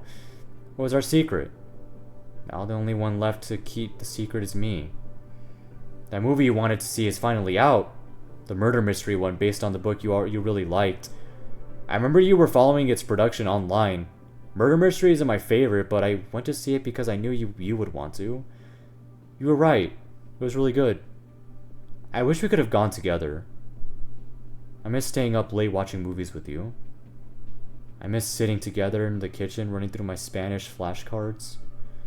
I miss ice cream and telling you about my day. I miss you. Feels like you were just here. That you'll be back any moment. My therapist says that will fade in time. The grief will stay, but it won't feel so raw anymore. But I don't know if I want that. Because then it might start to feel like you were never here at all. All my love, Lisa. Sounds like it's written by his younger sister, but apparently he likes movies? If Parker and Candle have been getting letters as Penny and Cecil, what are the chances that Theo is someone I know as well? Torch. And, well, doesn't Torch like movies? Hey, Torch?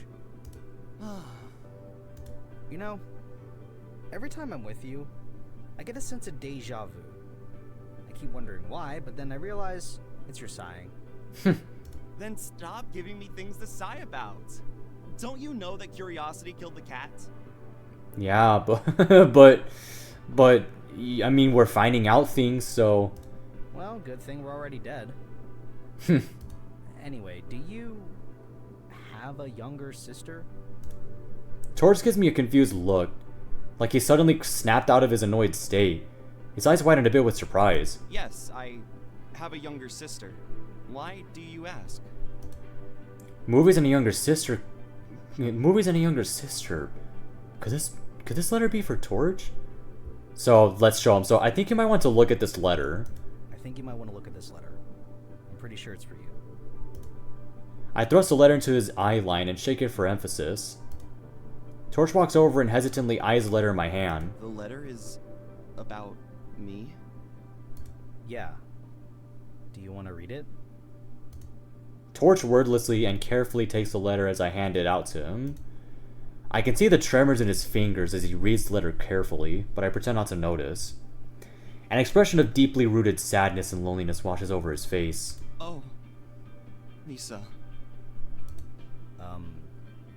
Do you want to keep the letter? Yeah, no. No? Yes. I mean, I'm saying yes to my no. So, no, you don't want to read it? He said keep it, but... Yes. What I mean is that you collect these letters for a reason, right? So, you should keep it. Why? I'm not collecting them for some grand otherworldly reason. I just got curious about them. Especially after you said I wasn't allowed to look at them.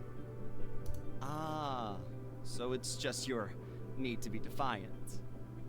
Defiant and curious. But mainly curious. Or just curious. You're only curious? Yep. Okay then. I'm sorry for dismissing the letters earlier and downplaying their value. I didn't know that they were for us. Have you found any of your own letters? I don't know. Oh. I guess I haven't. But I don't really care. Now that Torch mentions it, I guess I would have letters written to me as well, right? Were there even people who wanted to write letters to me? But then again, there are some people I'd rather not get any letters from. Wonder if I'll ever find mine. What the heck? Mannequin? Yeah, probably. That's our cue to go. The two of us crawled into the motorbike, and Torch started the engine, driving us away. When I looked back to the source of the sound, indeed a mannequin stared back at us with a blank expression. Unchanging. That's Magnet, though. As it stared into my eyes with its soulless ones, I tried to suppress the chills running up my spine, or tried to suppress the chills running up my spine. Why did it seem kind of familiar? Because it's Magnet. So, Locke? Yeah? I've been thinking, and maybe you're right. Maybe we should try and advocate for higher pay. Seriously? Seriously, I mean it. I can't believe Torch is listening to me. Are we finally getting somewhere? The rapture, oh my goodness. The rapture must be happening. Maybe we're being reborn. That's awesome, man. What made you change your mind? the letter that you showed me from the letter that you showed me from my younger sister didn't turn out to be anything harmful. In fact, it would have been nice to receive a letter from her in terms of becoming fulfilled so we can move on, I guess. Yeah, it would have been nice. So perhaps not everything the company enforces is good? You just realized that. Never thought you would swap to the side of being anti-establishment. Perhaps it's time we start an uprising. Yeah. No, I didn't mean it like that. I don't want to do anything crazy. I'm kidding about the uprising, but advocating for a higher wage is a good thing for all of us. After what we've gone through and the endless amounts of packages we've been getting, I think we should be getting better pay for each package. This conversation just keeps getting better and better. I excitedly lift my fists and Torch responds with a shy bump. Feels like we are an actual team now. So I'll have to talk with the managers during my free time. I'll see you later. See ya. I'm hoping we get good news. Yeah, same here. All right, no one here. Nobody here. Anyways, what's new at Bucket? Welcome, sir. Top hat. Rat. Oh, I want the rat. I want the rats. Rats. Have a good day. Meow. Yes, meow. Yes, meow to you too, sir. Alright, so I guess, maybe we talk to the mannequins or look at the trash or something. I walked over to the trash. Wait, I walked over to the trash can to throw something away, but suddenly a voice from out of nowhere began to talk to me. So, Chosen One, have you come here to test your chances? The Elder from Fallout 2. Huh? Come closer. Look inside. Give me a penny, and I could return a lot more. I guess. Okay. How much would you like to bet? 1, I guess. Thank you for the one money. Okay, let me find my divine coin. Congrats! Looks like today is a lucky day for you. I've added 2 to your Oh, thank you. Let's go gambling. So, yeah, let's get out of here. Goodbye. But only for now, Chosen One. You must find the holy Gek. Alright, well, anyways, let me save, because, ooh, man, a lot has happened. Alright, so, now, so, mannequin, anything else?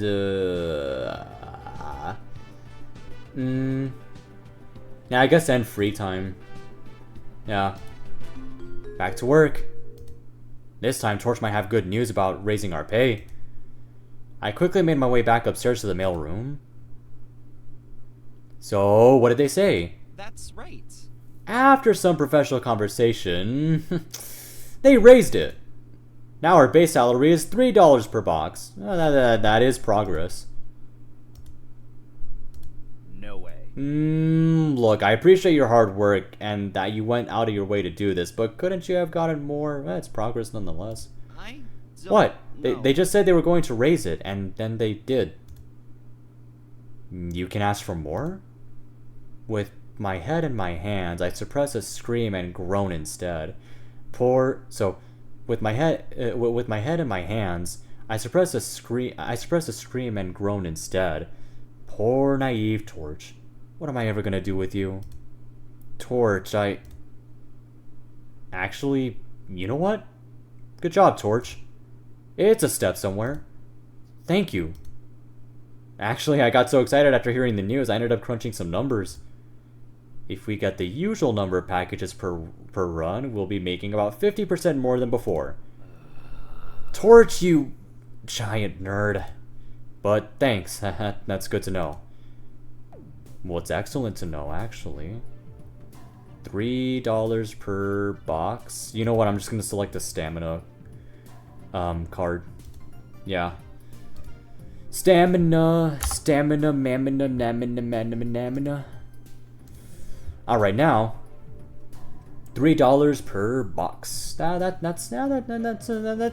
It's somewhere. Oh my goodness. Excellent fit. Excellent outfit. No. Let me get the package first. There we go. No. Now.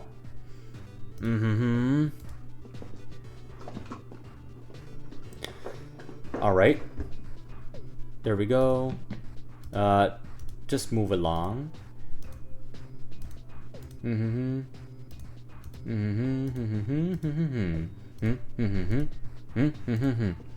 Alright. So now we're gonna get $9. $9. Ooh, and now $12. Yes. $12. Let's go up here. Because I don't know, I'm feeling lucky. Very lucky. Ooh, yes, I am getting lucky. Because we are up all night to get that lucky. And dead end. Never mind, I'm not lucky anymore. So we got 4 packages, $12. Yes. And ooh, Cecil. There's Cecil. There's Candle. Alright.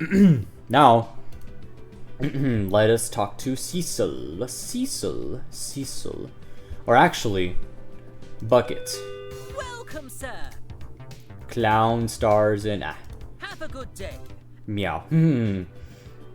Alright, pretty prets. Actually, you know what? Let's look at these. Welcome. Let's see. Oh,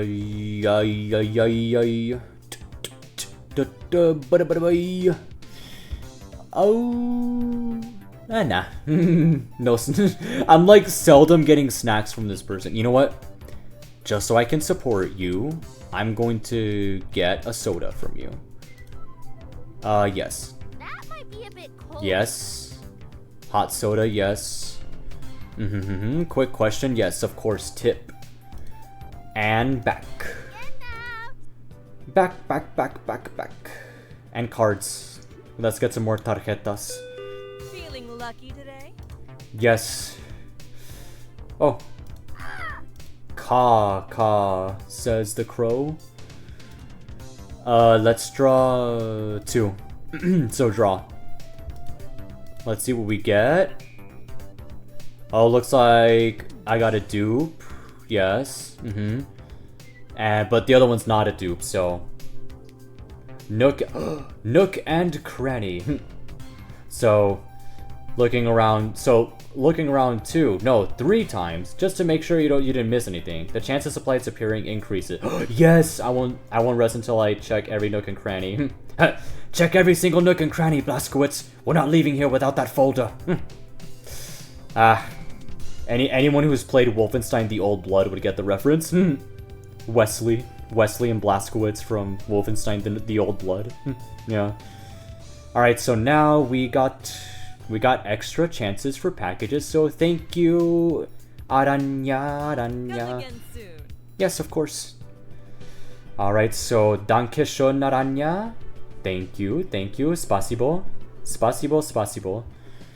All right. Let's see. You know what? Let's gamble at Bucket. Because actually, let's see if I could sport something like other than the bow. I mean, I love the bow; it's my favorite. But let's see if we can get something else. To reroll hats for $5, sure. Nah. Oh, it only rerolled the stock. Okay. All right, so let's see. Now let's talk to... Oh, hey, Locke. Anything interesting going on? Yes, I think you're Cecil. Hang out with Candle? Yes. Candle calls out to me, but most of her attention rests towards the displays in the souvenirs store. Yes. I don't understand the odds and ends that end up in that gift shop. The snake that runs the store calls them souvenirs, but to have a souvenir from somewhere, you have to be able to leave. Right. And that doesn't seem to be happening anytime soon. Locke, come check out what's in the store today. What's so important that you need to flag me down and wave me over for? Candle gleefully points to one of the items on display. A scented candle. Is this because of her name? Or maybe they like the smell. That's so crazy. It says it's pumpkin pie scented. Do you think it really smells like pumpkin pie? Well, smell the candle itself. Maybe? In my experience, scented candles tend to be a hit or miss. Maybe you're just not shopping right. If you're curious, you could buy it and find out, or just sniff it in store. Well, it's not really about the candle itself per se. I just used to watch a lot of videos online where people made cool novelty candles. Oh yeah. Or like they would melt a bunch of scented candles down so that the wax would mix together, just to see what the result would be like. I always thought that was really cool. Yeah, I saw one where a content creator combined 50 different scented body sprays together. Wakala. It was pretty crazy. Wakala. Yeah. Right. I think so. Wakala. No. Buchila. Buchila, no. And I was just thinking, maybe we could do something like that. With candles though, right? I'm not in the hospital anymore, and it's not like there are any regulations on our free time. We could buy a bunch of scented candles and combine them all to see what they would smell like. Will we get a weird hybrid smell, or would stronger smells like mint or citrus cut through everything? Whatever happens, I doubt that it would smell very good. Does the mall even have the kind of things we need for that? Well, I mean, it doesn't hurt to look. We've only seen this one scented candle. Well, the mall goes on for infinity, right? And it's not like we don't have free time. I'm sure eventually we'd find things we can use. And who's we in this scenario? Oh, I guess you and me? Maybe Torch and Parka if they want. Still not sure about this plan, but Candle looks so excited. I don't want to ruin her day. Alright, I guess. Really? Sure, if you find the stuff, I'll help you with your Franken candle. Yay! I'll start looking right now.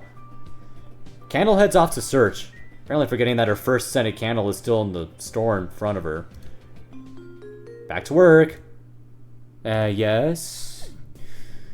So now let's get the ultimate nook and cranny. Alright, so much like Wesley and Blaskowitz from The Old Blood, we must look through every nook and cranny to find Helga von Schabs's folder. Yeah. We gotta look through every nook and cranny, Blaskowitz. Alright, so $3 per box. Let's start. Love that bow. I'm gonna keep complimenting the bow.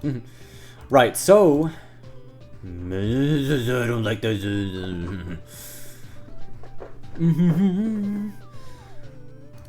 Alright. No. Alright. We gotta keep going. Gotta keep going on, no. We gotta keep going on, no. Ooh, no. Oh, yes. $9 again. Hopefully we also get 12 again.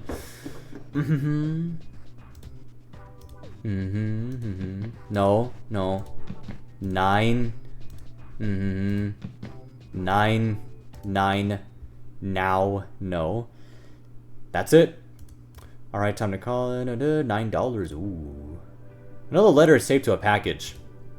I rip it off and tear it open to read. Penny, I heard about you on the news. Some stupid janitor found your body in the storage closet. What? Wait, Penny, I heard about you on the news. Some stupid janitor found your body in the storage closet, and now Aaron's looking to be charged. Honestly, I can't believe this. We were supposed to go on our first trip together as a couple. Now that he's in custody, everything is ruined. He wasn't even that into you anyway. I don't feel sorry for taking him away from you at all. Like, did you seriously believe him when he said he was into you in high school? Everyone knows he was dating Chloe at the time. His parents only let him marry you because you were pretty. Obviously, they preferred me more. I mean, I'm both pretty and rich. I wish Aaron hadn't done all that and let you lash out at us.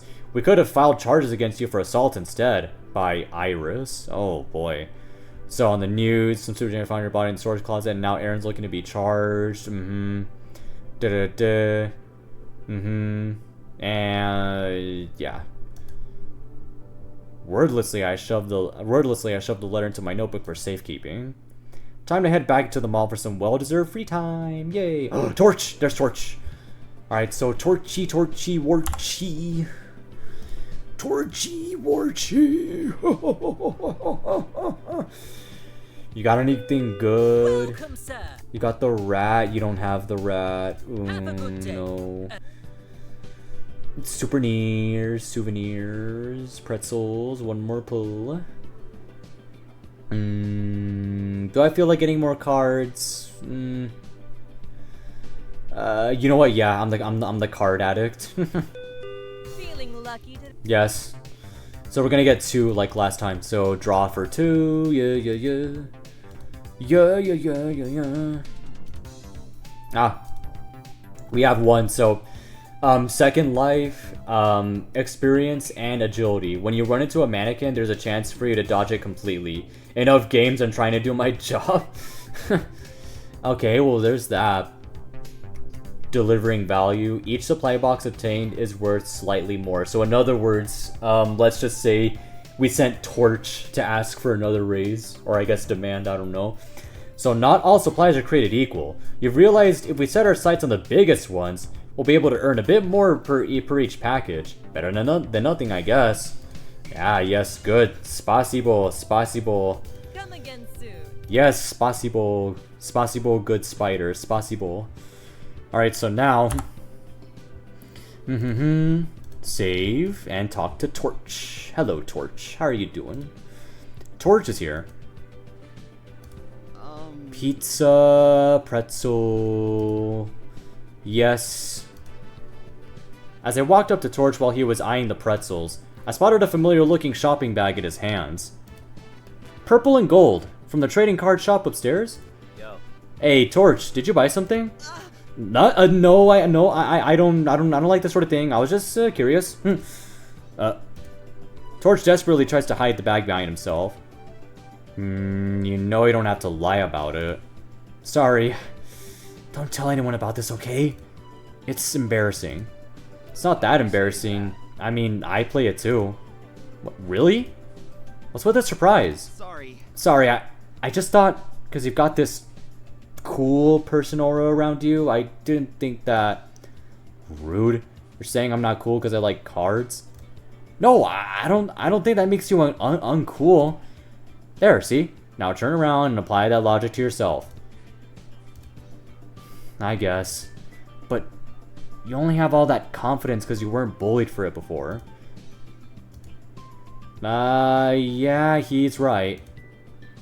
Actually, I was the one doing the bullying, but Torch doesn't need to know that. I'll think about it.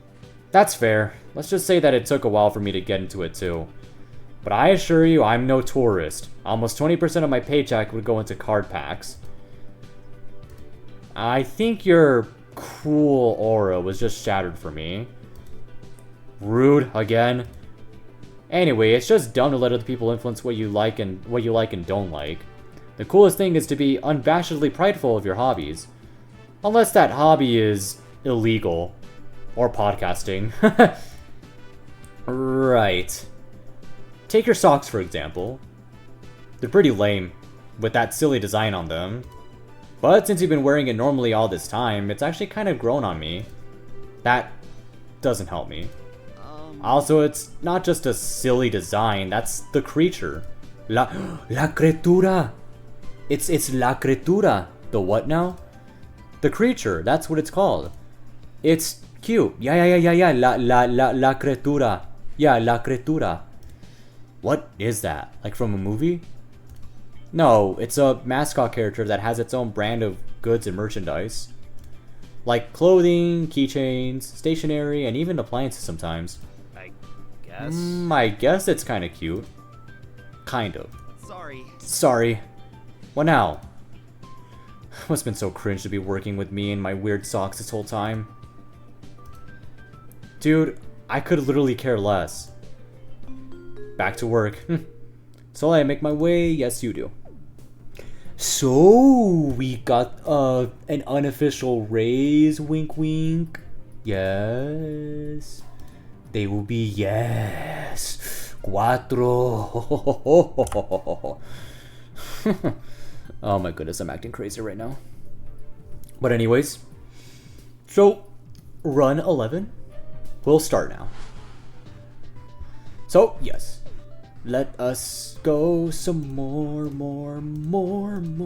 Yes. Delivering value since whenever we were delivering value. Ah, another one. Another package. Alright. Alright. So, yup. $12 just like that. $12. Juni. That's how you say 12 in Japanese. Yeah, Juni. Yeah. Alright, and next we're gonna get Juroku. So Juroku. No. Juroku. No. No, my goodness, lots of mannequins. Ooh. Luck. Are you alright? Don't walk too far. Rah. No. 9. Alright, time to call it. We got 4 packages for a total of $16. Juroku. Alright. Another letter is taped to the package. Ooh, and what is it? I rip it off and tear it open to read. So, hello, Penny. I'm back and sadder than ever. I went to your funeral. The only other person there was your mom. She was broken and in tears. It was so weird. No one else was there. I always thought that you were popular and social and had so many friends. I mean, your bachelorette party had so many people. In fact, I barely made the invite list.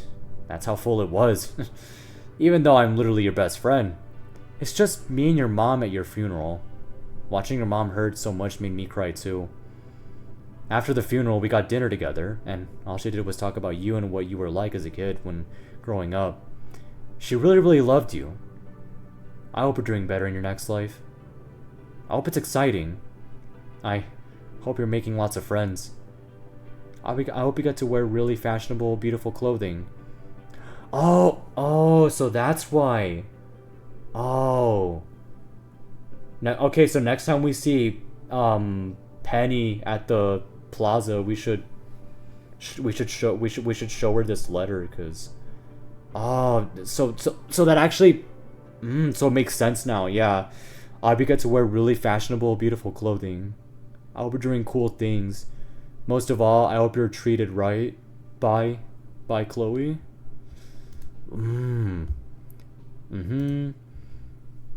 Back to the mall. There she is. Alright.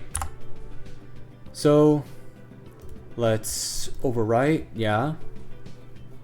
Let's get some food. Yes. Or hold on, more fashion. More fashion. No. Actually, yeah. Let's go gambling. Let's do it. Bandana. Ooh. Bandana. It reminds me, this actually reminds me of this one game that I played a few months back called Jungle Rot. It was basically this horror game that, like, it's supposed to be based off of, like, those old, like, PS1 games from the 1990s. And it was basically this horror game that took place during the Vietnam War, where basically, like, you were part of this squad called Reaper. And you were basically, like, you were playing as the sergeant who was riding a helicopter that ended up getting shot down. But see, this helicopter was also transporting, like, this experimental toxin that the United States Army, like, made so as to, like, turn the tide of the war. But since the helicopter crashed, it basically released the toxin like into the surrounding area, which basically caused like the soldiers nearby to turn into zombies. Yeah, it was a pretty cool game. Yeah, I'll leave a card up above for you guys to check it out. But yeah, dude. Matter of fact, you know what? Yeah, just because of the fact that it reminds me of Jungle Rot, I'm gonna buy the bandana. Yeah, so yay. You sure have an eye for taste. I bet it will look great on you. Oh, let's see. Feel free to come. All right, so yes, as always, let's try on the bandana. So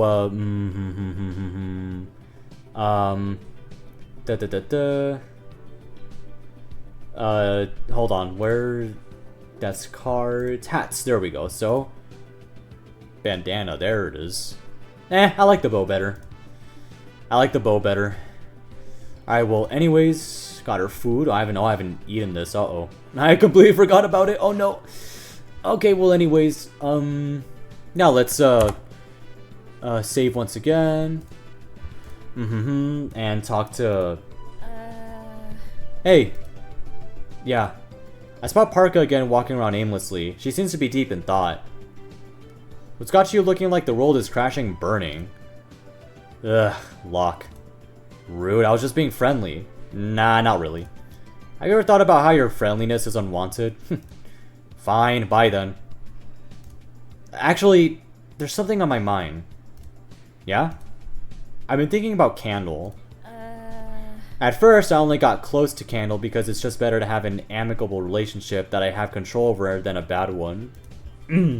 Sorry. I don't think I would have been friends with her if we weren't randomly paired together. That's fair. I'd say the same about Torch, but I didn't bother trying to be amicable there. Lately, I've been feeling really guilty about it.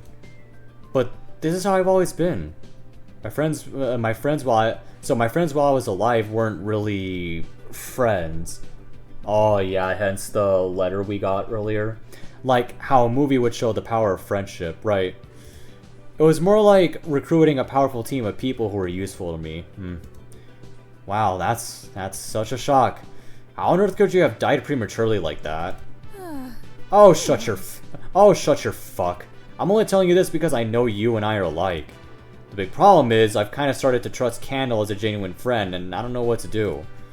Well, can't say I haven't been there, but I don't have a good solution to that, seeing how I died before anything was resolved. I also died because I put too much trust into people that I shouldn't have trusted. It's a shame, but looking back, I don't think I would have done anything differently. And now I'm scared it's going to be the same with Candle. Well, that's where we differ. You care about what other people think. What?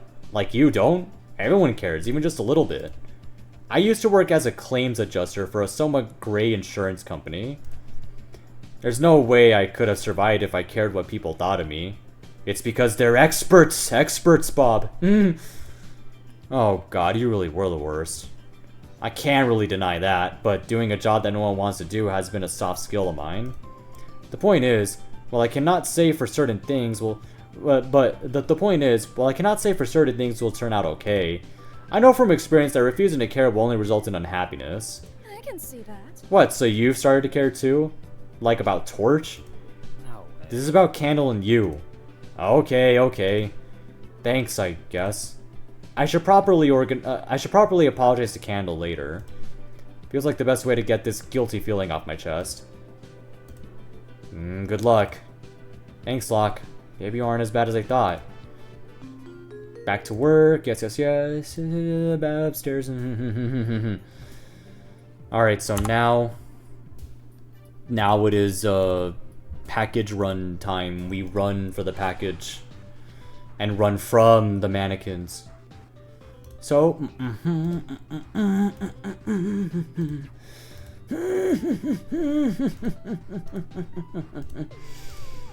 no package so far. Oh, never mind. Package. Right.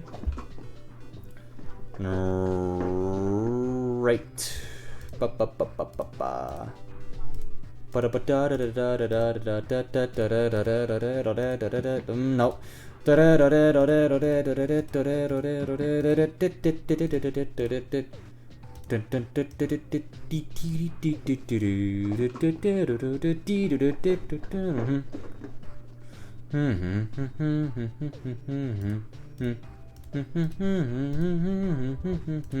Let's eat these.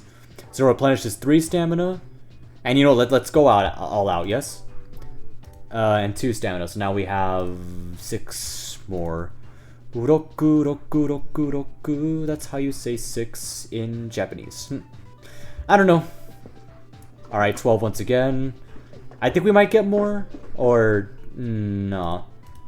Nah, yeah, alright. So, $12. Tape to the package. Oh, I rip it off and tear it open to read. Dear Cecil, I only miss chatting with you. I think about it all the time. How we would just talk for hours and hours. It was always so much fun. The other day I saw one of your favorite books on display. That heart-pumping queer adult fantasy novel you love to talk about. Reminds me of the time you paid me to get it for you on release day. I had to sneak it in under my shirt. Seeing you so excited about the book was definitely worth it. You were always ranting about how you didn't like the main couple, and how you thought the second lead was better. Eventually, I bought the book for myself, and I have to say, you were right about that. With how much you talked about the story every day, I basically knew everything going into that book. But reading everything myself was still enjoyable since it reminded me of you. I hope that wherever you are, you're still reading all your favorite books. Sincerely, your nurse with the cool hair. Oh my goodness, dude, that's so nice. Alright, so, wordlessly, I shoved the letter into my notebook for safekeeping. Time to head back. Cecil! You gotta read this letter, Cecil. Come on. You gotta read this letter. You gotta read it. Because I think it's important. Bucket. Welcome, sir. Gambling. I want to get the rat. Please, rat. Have a good day. Give me the rat, please. Anyways, more cards, because why not? Feeling lucky. Yes. Probably might draw just... Let's get 2. Why not? Alright, so let's see what we get. What? 2 dupes. And done. Really unlucky. Who's to say? I don't know. No, let's draw again. I don't know. Oh yeah, it is something new. Hungy. That pretzel you bought earlier has been tempting you all day. Your stomach growling. You finally bite into it. Bliss. Slight increased stamina. Only slight. Come on. Now we go back. But thank you anyways. Dankeschön. Alright. See you later. Yes. Alright. So anyways, Cecil, you got to read this letter. It is important. It is super nice. It'll make you happy. Very happy. Oh, Locke. I'm kind of busy at the moment. I'm still on a hunt for candle mixing goods. But you gotta read this. It's gonna make you happy. Have you found anything yet? Nope. All excited. Perhaps the Infinite Mall is not as infinite as it looks.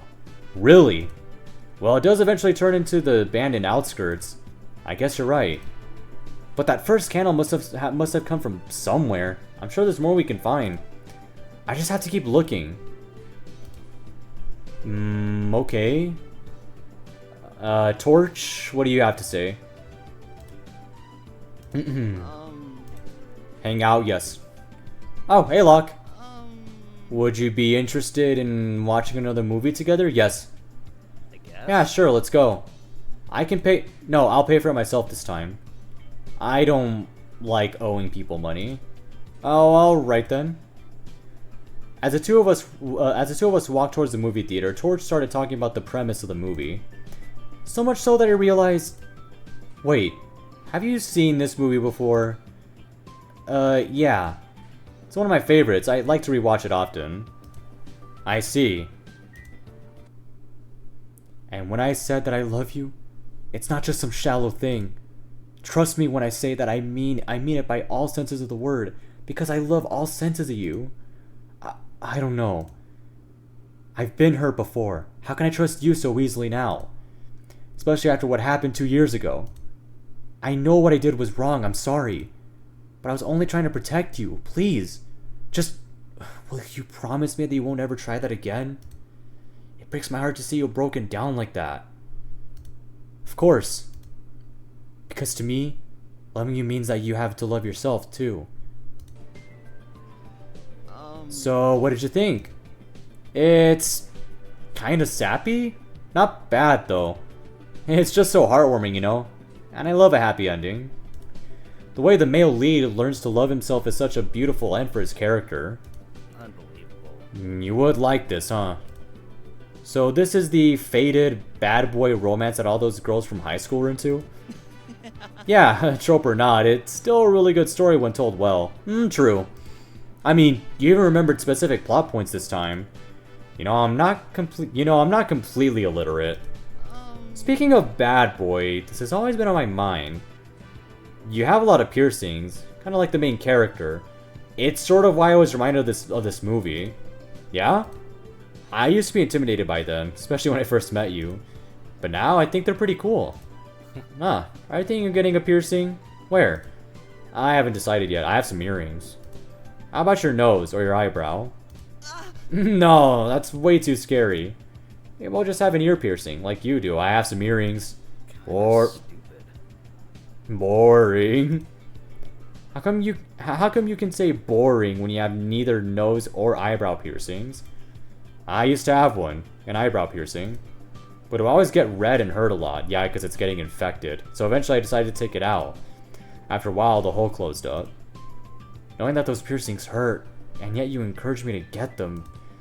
Piercings are all about sticking it to the man. Yeah. Or like sticking it in the body. You know what I mean. It's meant to be kind of out there. You gotta make a statement. Maybe this isn't for me then. Oh well, no, I didn't mean it like that. Ear piercings are perfectly fine. Actually, come to think of it, I bought these recently. Well, not recently, but black earrings? I already have don't interrupt me. I already have so many in the same color and style, so you can have these. To really encourage you.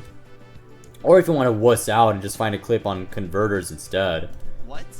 These are for me? I can't accept these for free. At least let me pay you back. Just take them. I don't know. But I guess. it's for the first movie we watched together. I'm just returning the favor and repaying you back in the form of earrings. Okay, thanks, Flock. Back to work. You know what? Come to think of it, I should probably get the other souvenirs just to see if like if Cecil or Penny would like them, or I guess or if Candle and Parka would like them. Yeah. So anyway, so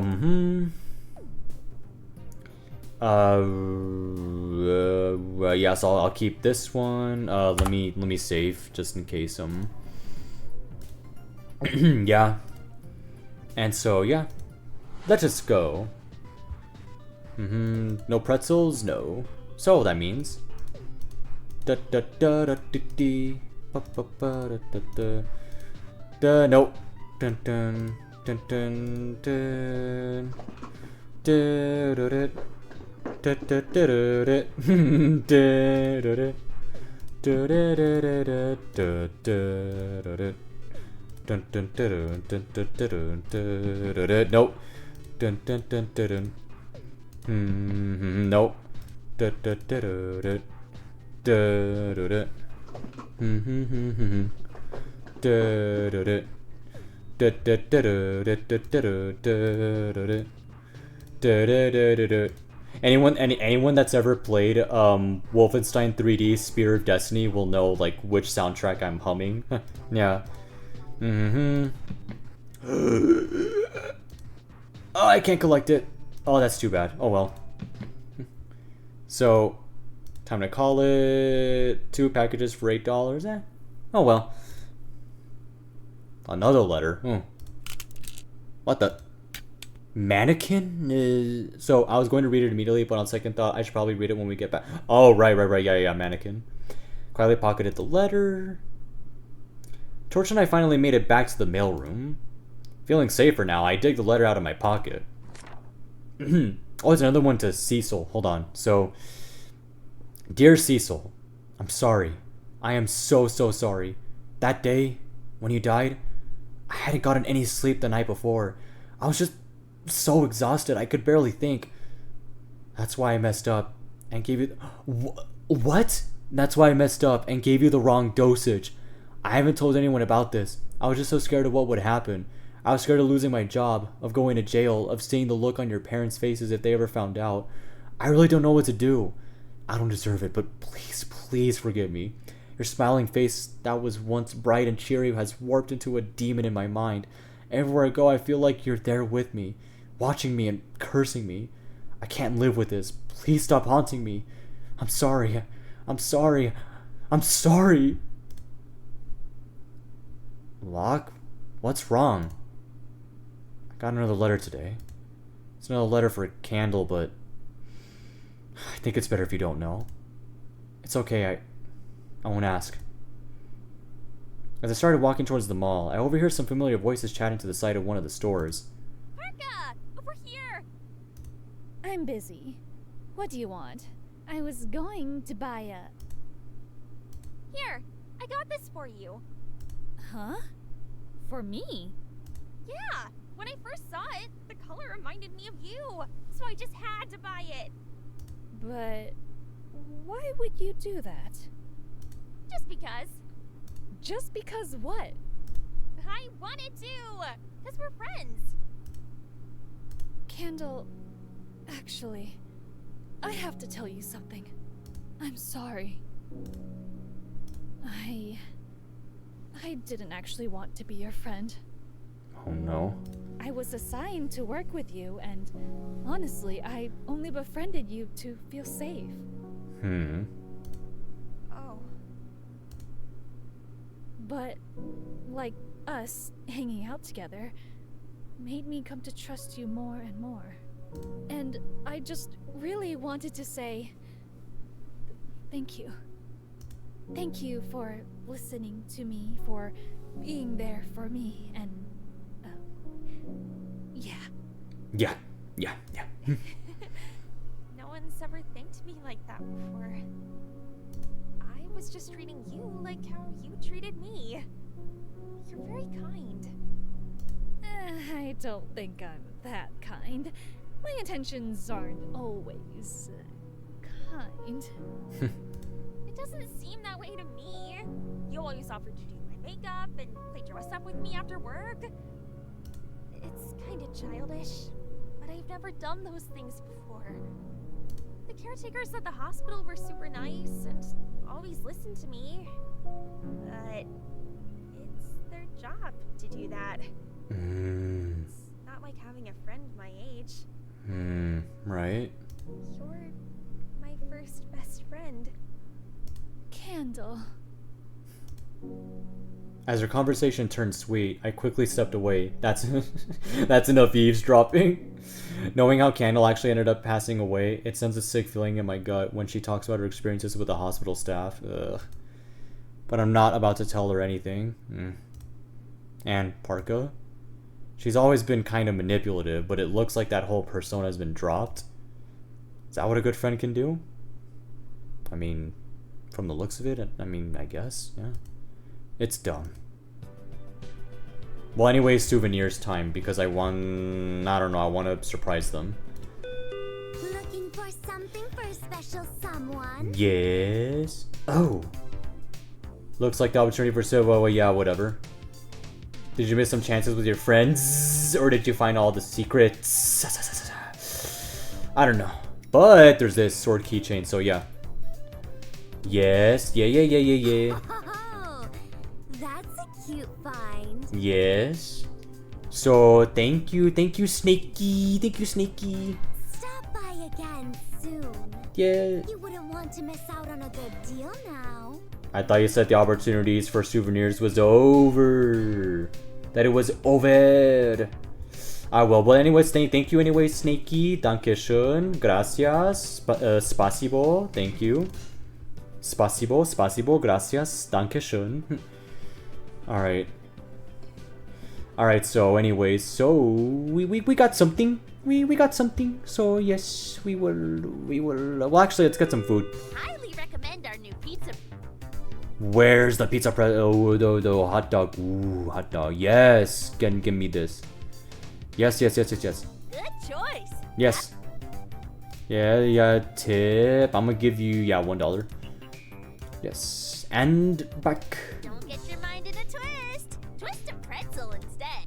Yes. Alright, now let's save.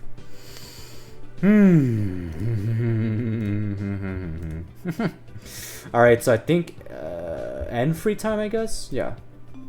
Back to work. Got the souvenir. Ba-ba-dee-ba-ba-ba. And we... well, no, we don't start yet. We save first. Yeah, there we go. Yes. No.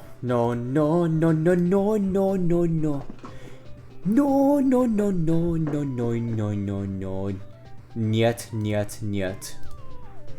No, niet, now, 9. Alright.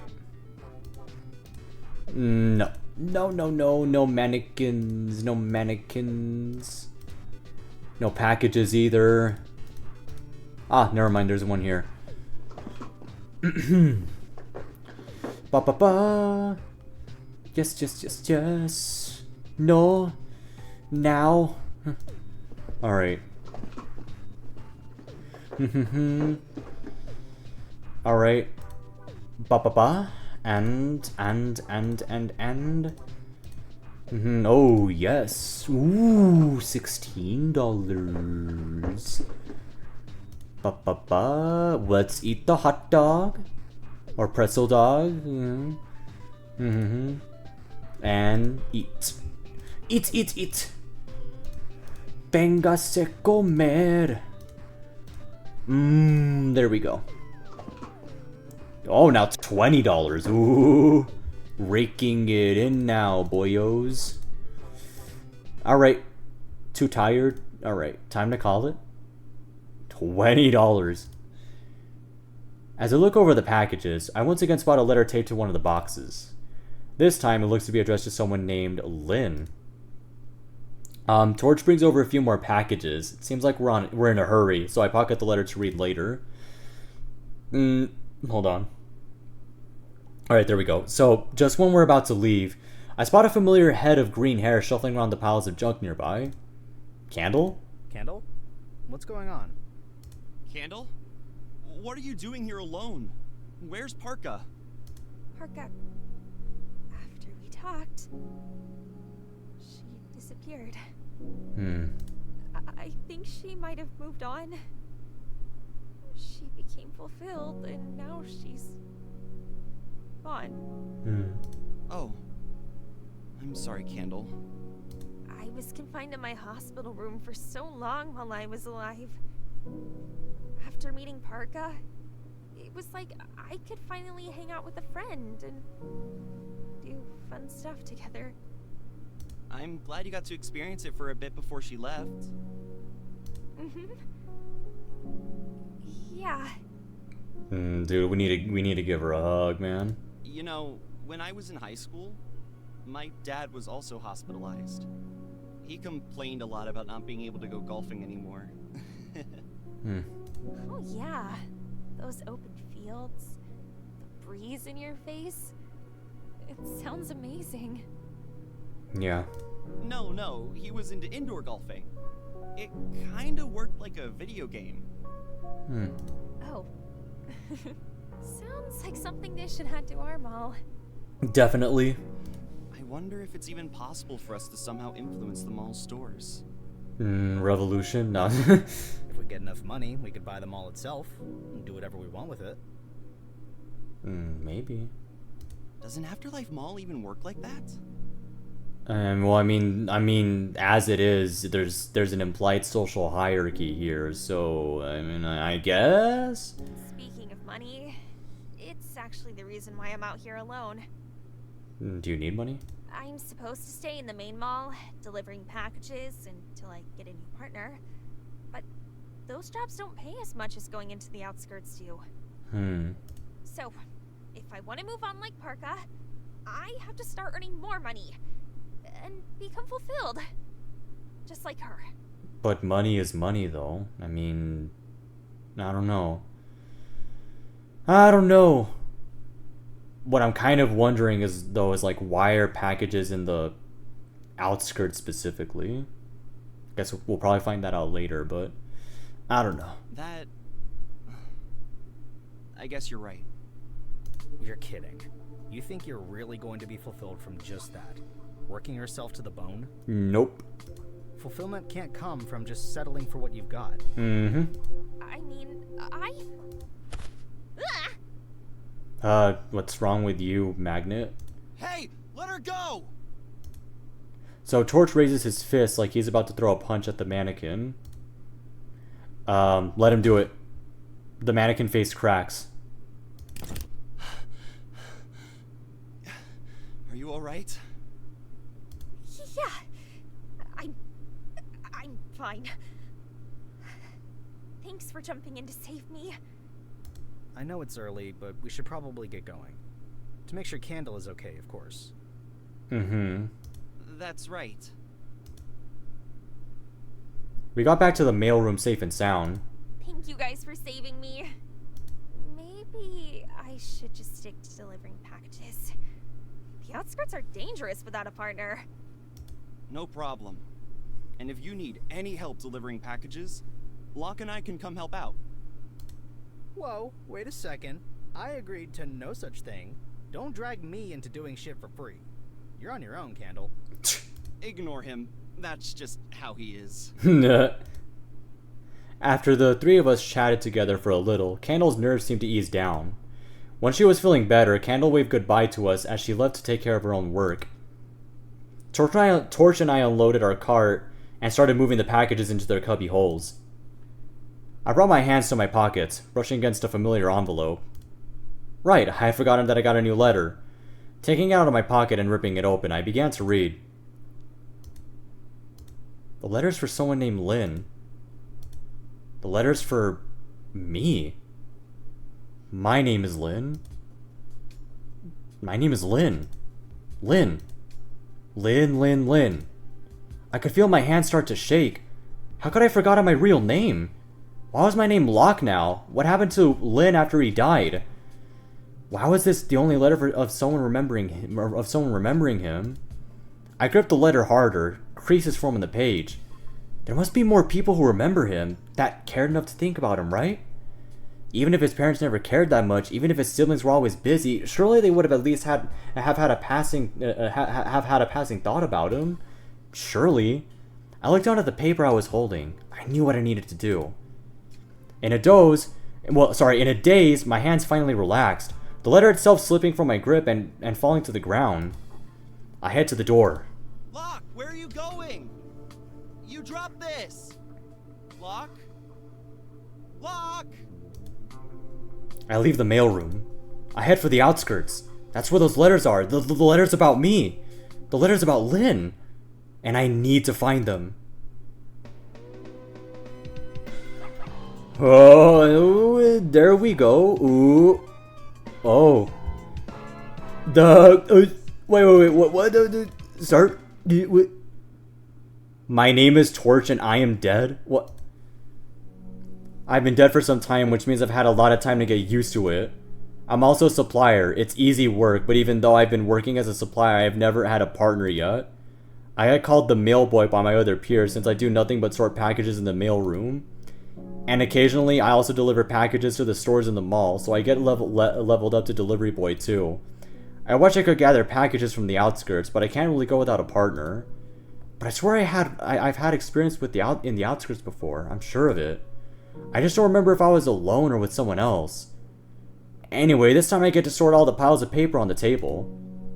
So much of it is just letters and random written junk that are all meant to be thrown away. Everything seems pretty ordinary until I see something peculiar. A notebook. The notebook! A whole notebook was being tossed? And it looked like the notebooks that we use at work. Maybe some supplier ended up becoming fulfilled and moving on. Even though it feels wrong, I figured it would be fine to take a peek inside, just to be sure that there wasn't anything important being tossed. Surprisingly, the notebook was pretty well used. There were a bunch of letters squished between the pages, and the papers were filled with written logs about supply runs. Suddenly, my attention is caught by the text from the logs. Torch. My name. As I continued skimming through, I kept finding my name over and over again. Torch did this, or something got brought up by Torch. Did I know this person? Why couldn't I remember anything? God, my head hurts. Finally, my eyes land on a small note at the end of Finally, my eyes land on a small note at the end of one of the many logs within the notebook. Hastily scribbled, but still legible. Where's my letter? Almost as if my body knew before my mind did.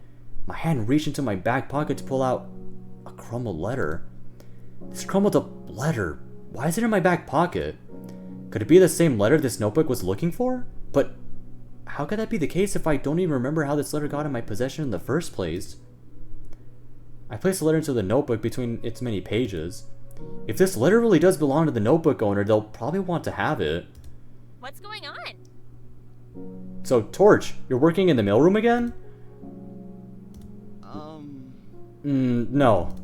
Actually, I think I'm going to the outskirts. Alone. Are you sure? I already tried that and you had to come rescue me. Remember? The throbbing in my head starts back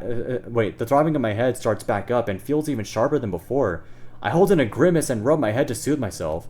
That's right. Yeah, I'm sure that I can go. Thank you for checking with me, but I have a feeling it will be fine.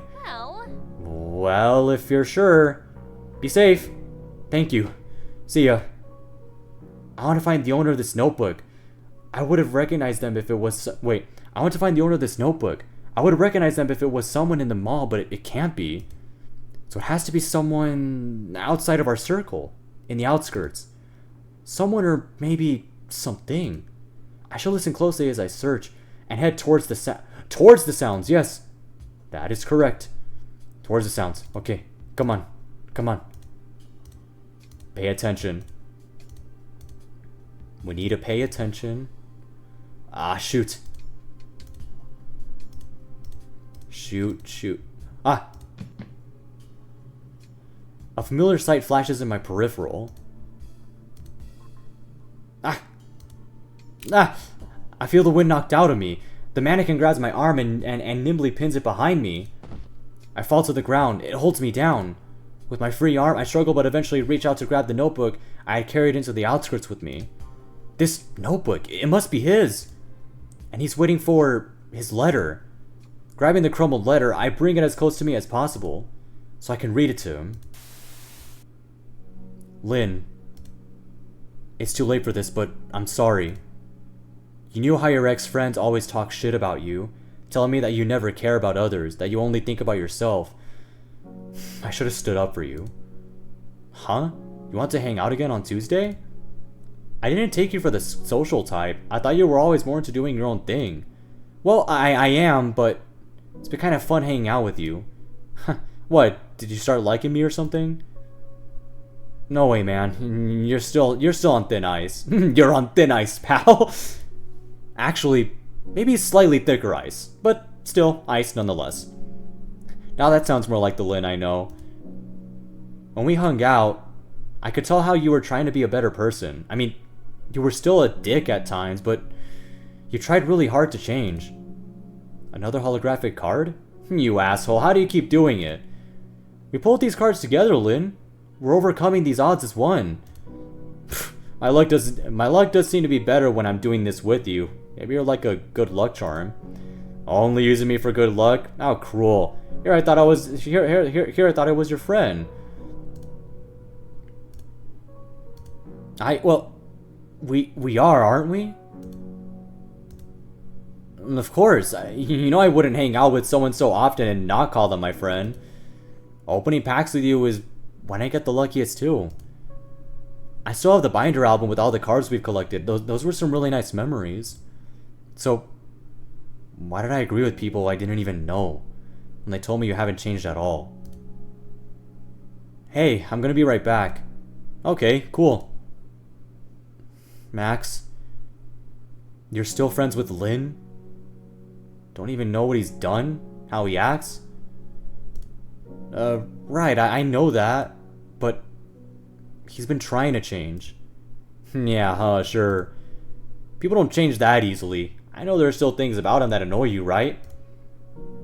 He's never he's never responsive to texts, always late to events, and doesn't even try the bare minimum to contribute to a social gathering.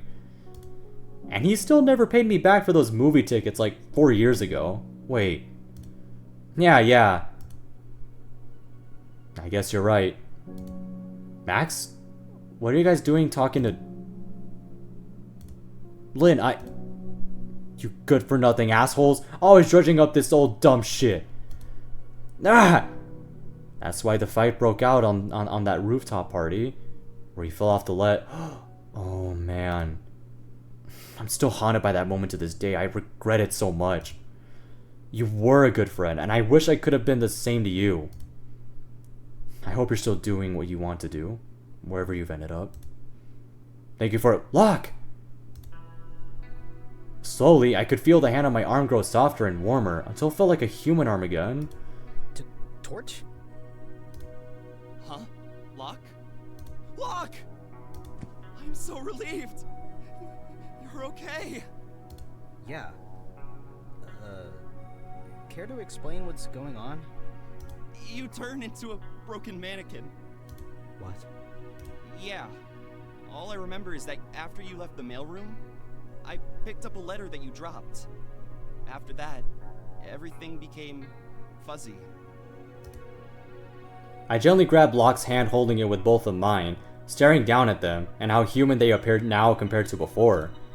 And then I forgot you completely. I never realized how much you... Well, I'm back now, so it's alright. Thank you for being there for me, especially since I don't really deserve it. Locke's other hand moves to gently rest on top of my own hands, the warm feeling in sharp contrast with the hard plasticky mannequin from earlier. It is deserved. Don't say that. You're the one who showed me how important those letters were. Without you, I never would have heard from my sister. And without you, I never would have negotiated for higher pay. Well, the higher pay was not that much. Yeah, but it was something. It doesn't matter. Plus, I mean, the spider vendor gave us a card that slightly increased it even more. Although the raise wasn't high, it proved to me that I can stand up for myself. I'm not completely powerless. And things will be okay. Even if I don't follow the rules exactly. Torch. I guess you really do care about me. Even coming all the way out here to try and find me. I do. I'm grateful for you. Of course I would get worried if you were in danger or gone. Thanks for that, I guess. You know, I'm also glad that I made you start a notebook. Those entries really helped me realize that you were still out there when I forgot about you. Look at mine. I opened my journal, worn in and filled with notes and movie tickets. Jeez, how many movies did you go see? I'm not sure. I only started keeping this journal and these tickets a few hundred runs ago. 100? 100? I didn't know you'd been here for so long. I didn't either until I started keeping track of things. Every time I forget someone, it's like starting all over again. But I'm glad that I managed to remember you. I took my notebook back away, exchanging it for Locke's. Locke slowly took back the notebook, flipping it open to examine the context in the numerous letters that he's acquired. That is to say... You know what I've learned? Every time we find a letter, it's attached to a package, right? So it made me realize that those packages are probably meant for us, too. The stores in the mall seem to cater to most of our interests while alive as well. It feels set up to be for us. But, unlike the letters, we have to pay money to get what's inside the packages. I don't know. I'm lost. What do you mean? This whole supplier job that we're working is a ruse. We should be free to get whatever we want from the packages, whenever, without paying money. They're offerings that were meant for us anyway. I knew it, dude. I knew it. I knew it. So, this dumb delivery job means that there is a monetary barrier to becoming fulfilled in order for us to leave the mall. I'm not sure if you're entirely correct. Why not? I mean, isn't it too selfish just to take the packages for ourselves? What about the rest of the mall? Everyone else is either mall spawn or those broken down mannequins. There's no one else other than us, the suppliers. I don't know. Come on, Torch. Can't you see they're totally screwing us over? This is like last time, with the higher pay issue, remember? Even if everything is the way you're saying it is, what can we do about it? That's like asking to change everything. I guess. Shit, I guess you're right. I have no clue. I don't want to leave Locke feeling bad, but I really don't know how to answer him. If I had any idea, I would happily help Locke out. It's kind of hard to uproot everything, yeah? Yeah. Damn, what can we even do? I'm not sure. Make the most of the situation we've got? That's just complacency. I don't want that, especially when I know that we deserve more. I guess I'll have to think it over. Even after being turned into a mannequin, Death continued as usual, gathering packages, sorting them, hanging out during free time and such. So much so that I've ended up running out of things I want to buy. With each supply run, I find myself thinking, will I ever become fulfilled like this? The closest I've ever gotten to feeling at peace was when Torch... Why did he do that? I'm still thinking about it even now. He should have forgotten me completely, and yet he found me. Torch's kindness is so vast, stupidly vast almost. Now that we've been collecting letters together, with each one he gets more and more emotional about the contents. What a dumbass. But that kindness is the reason I'm still here.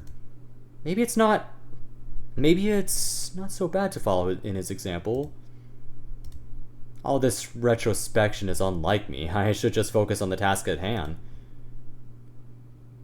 I eye the spread of boxes precariously toppled on our cart, trying to divine the best way to stack them that maximizes cargo and minimizes everything toppling over, which is a formula I have not yet mastered. Locke, I've been thinking. Yep. Yeah, me too. I think we should talk to the managers about reforming the package system. Okay, so my thing was just about trying to find a second cart. I like your plan better. Didn't expect you to be the one to suggest institutional change. Where's this coming from? Well, like I said, I've been thinking about the company and what you've been saying. The system is supposed to be designed to help us move on, but it's not working. There has to be a better way to get there. If you're up for talking to management, I've got your back. But I'm not sure what to expect. I've never actually seen the managers before. Aren't you the only one who's ever spoken to them? Yeah, because I have seniority. What are they like? I'm picturing eldritch beings stuffed into pressed white shirts and ties, or maybe amorphous shadows with clipboards and ballpoint pens sticking out of the cloud. Management? Honestly, they're kinda silly. Silly? I feel like I've been sent to the principal's office as I sit and wait for management to arrive. If my school happened to have the surveillance of an Orwellian police state, that is. I'm facing a wall of boxy TVs, reflecting everything that's going on in the mall, including Torch and I sitting here, in this office, reflected over and over again on the screen.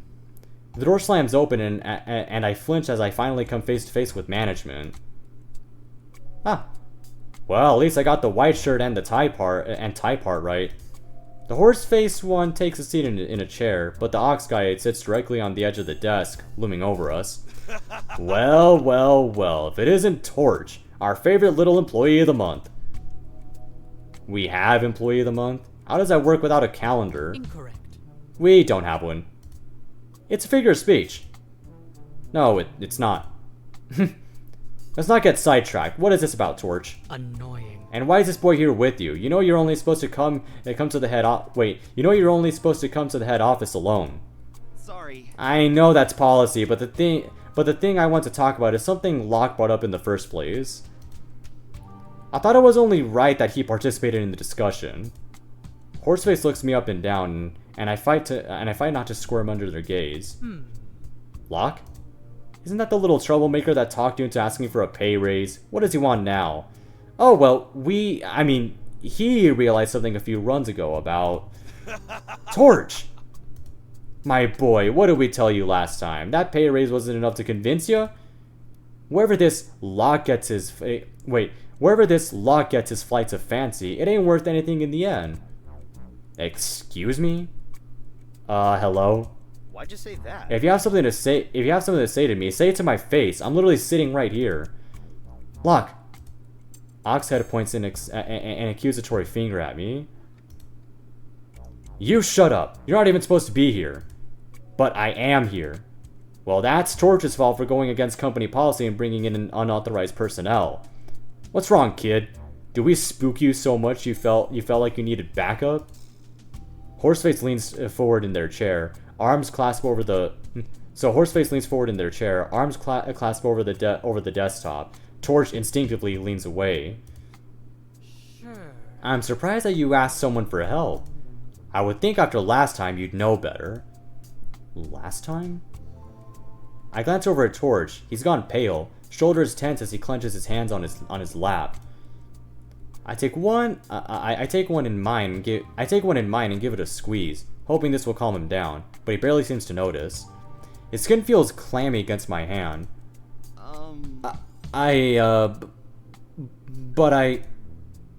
As much as Torch fights to say something, a response refuses to form. Horseface lets him flounder for a moment, seemingly for their own amusement, before interjecting with a laugh, sharp and braying like the horse they resemble. Oh, that's right. It really was the last time, wasn't it? It was my first year of college. My dad had been sick for a while, a chronic condition that resulted in frequent flare-ups, and I'd gotten a call about his condition from the hospital. Your father's condition has taken a turn for the worse. You should get here as soon as you can. The doctor's words could have meant anything. It could have been as simple as they needed someone to sign off on further treatment. But my mind immediately went to the worst case scenario. What if he needed surgery? Would it be risky? How's it going to tell Mom and Lisa? Would they be okay managing on their own? Would they need me to come home? What if my dad died? These were questions I couldn't answer. I could only focus on the one thing I could do right now, getting to the hospital. The problem is I don't have a car. I live and work on campus.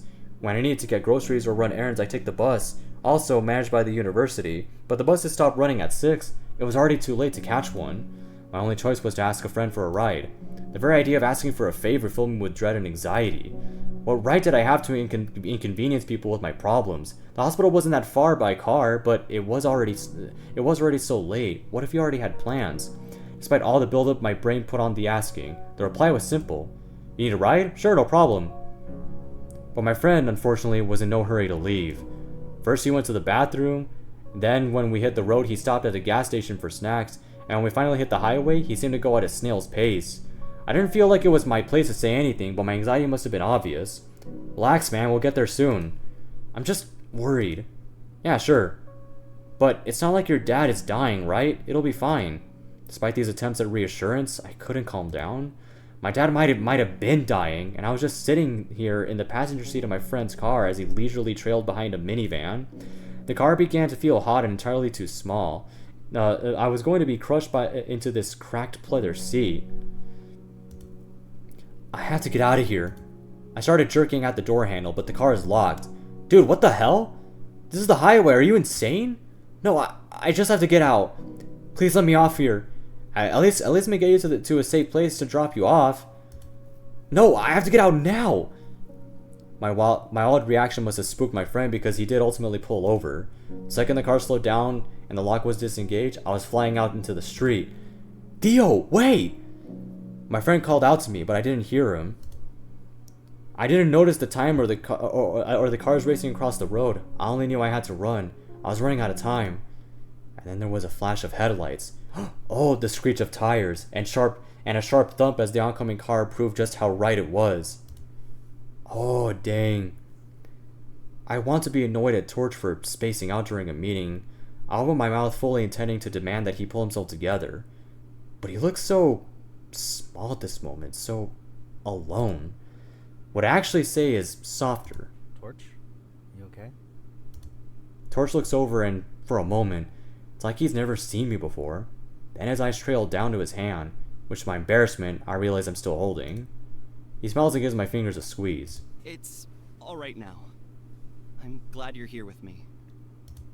I have no idea what to say to that, but thankfully Torch turns back to management. This time is different. When I asked Locke to come here with me, he didn't hesitate.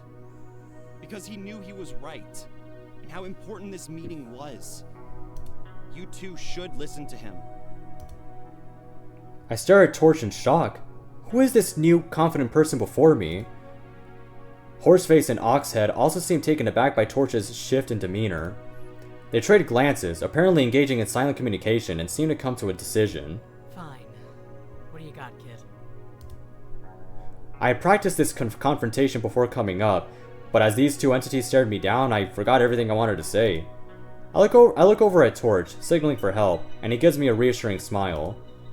Not what I was looking for, but I do find myself taking strength from it. The package system you have in place is bullshit. Oxhead lurches up. What do you know? Red places a hand on their shoulder. Calm down. We promised we'd listen to what the boy has to say, so we will. They nod at me to continue. Oxhead is still glaring at me, but I force myself to ignore it. You pay us to collect packages. These packages become the mall's inventory. Then we use our wages from our supply runs to buy that inventory. Yes, and we've done it that way for centuries. Centuries. All you've been doing is perpetuating a pointless cycle. Why should we have to labor and pay for packages that are ours in the first place? Oh. And what makes you think that? Because of the letters. I pull out my notebook and flip through it, showing the various messages stuck between the pages. Company policy specifically states that you should throw those away. Because you don't want us to know the truth. That all we're doing is buying our own possessions back without even understanding how they're important to us. How are any of us supposed to move on this way? Listen, kid. You're mortal. You only see one part of things. Those in management are more into the big picture. The big picture? What part in the big picture means we just disappear? Torch has so many gaps in his memory, it's stupid. And I almost became a part of that. We don't move on. We just become broken mannequins. And do you think that's much different than how you're existing now? It feels like my heart, or what I thought was my heart, stops beating. What? Your real body was crushed after a 10-story drop, then buried 6 feet under. So how exactly are you walking around? A soul needs a vessel.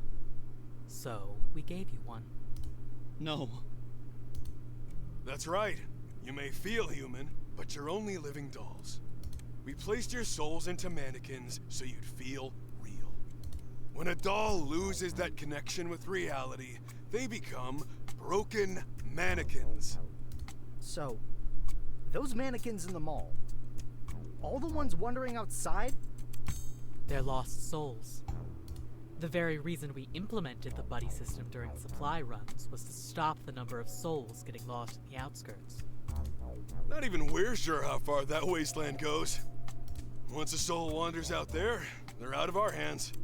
How many are out there? It's impossible to know. And even knowing that countless souls get lost, you still think this system is working? We've made plenty of changes to create the most efficient system. If souls can't pass on, they're just not working hard enough. Don't you dare put the blame on us. Why not? After all, we learned to do things this way from you. What better way to manage mortals than to use a system mortals built? We are just keeping it in motion. The system is broken. There's no way a soul can reach fulfillment this way. I don't think it's a particularly good comeback, but Horseface looks surprised at the outburst. Fulfillment? Torch has also mentioned that word. What do you mean by fulfillment? You know, when a soul becomes fulfilled, they can move on and leave this place. No regrets or lasting ties. Who told you that stupid idea? They've clearly been watching too many ghost movies.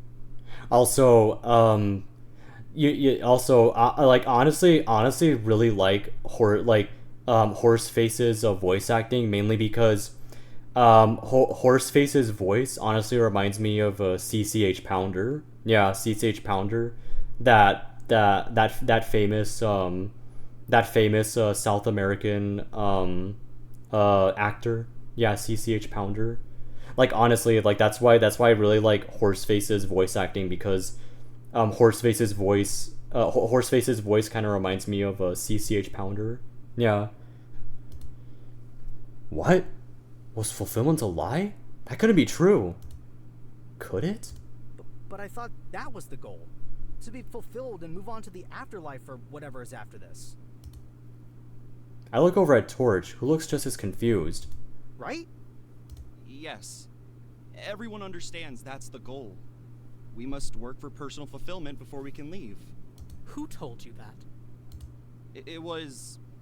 It's just what everyone says, for as long as I've been here.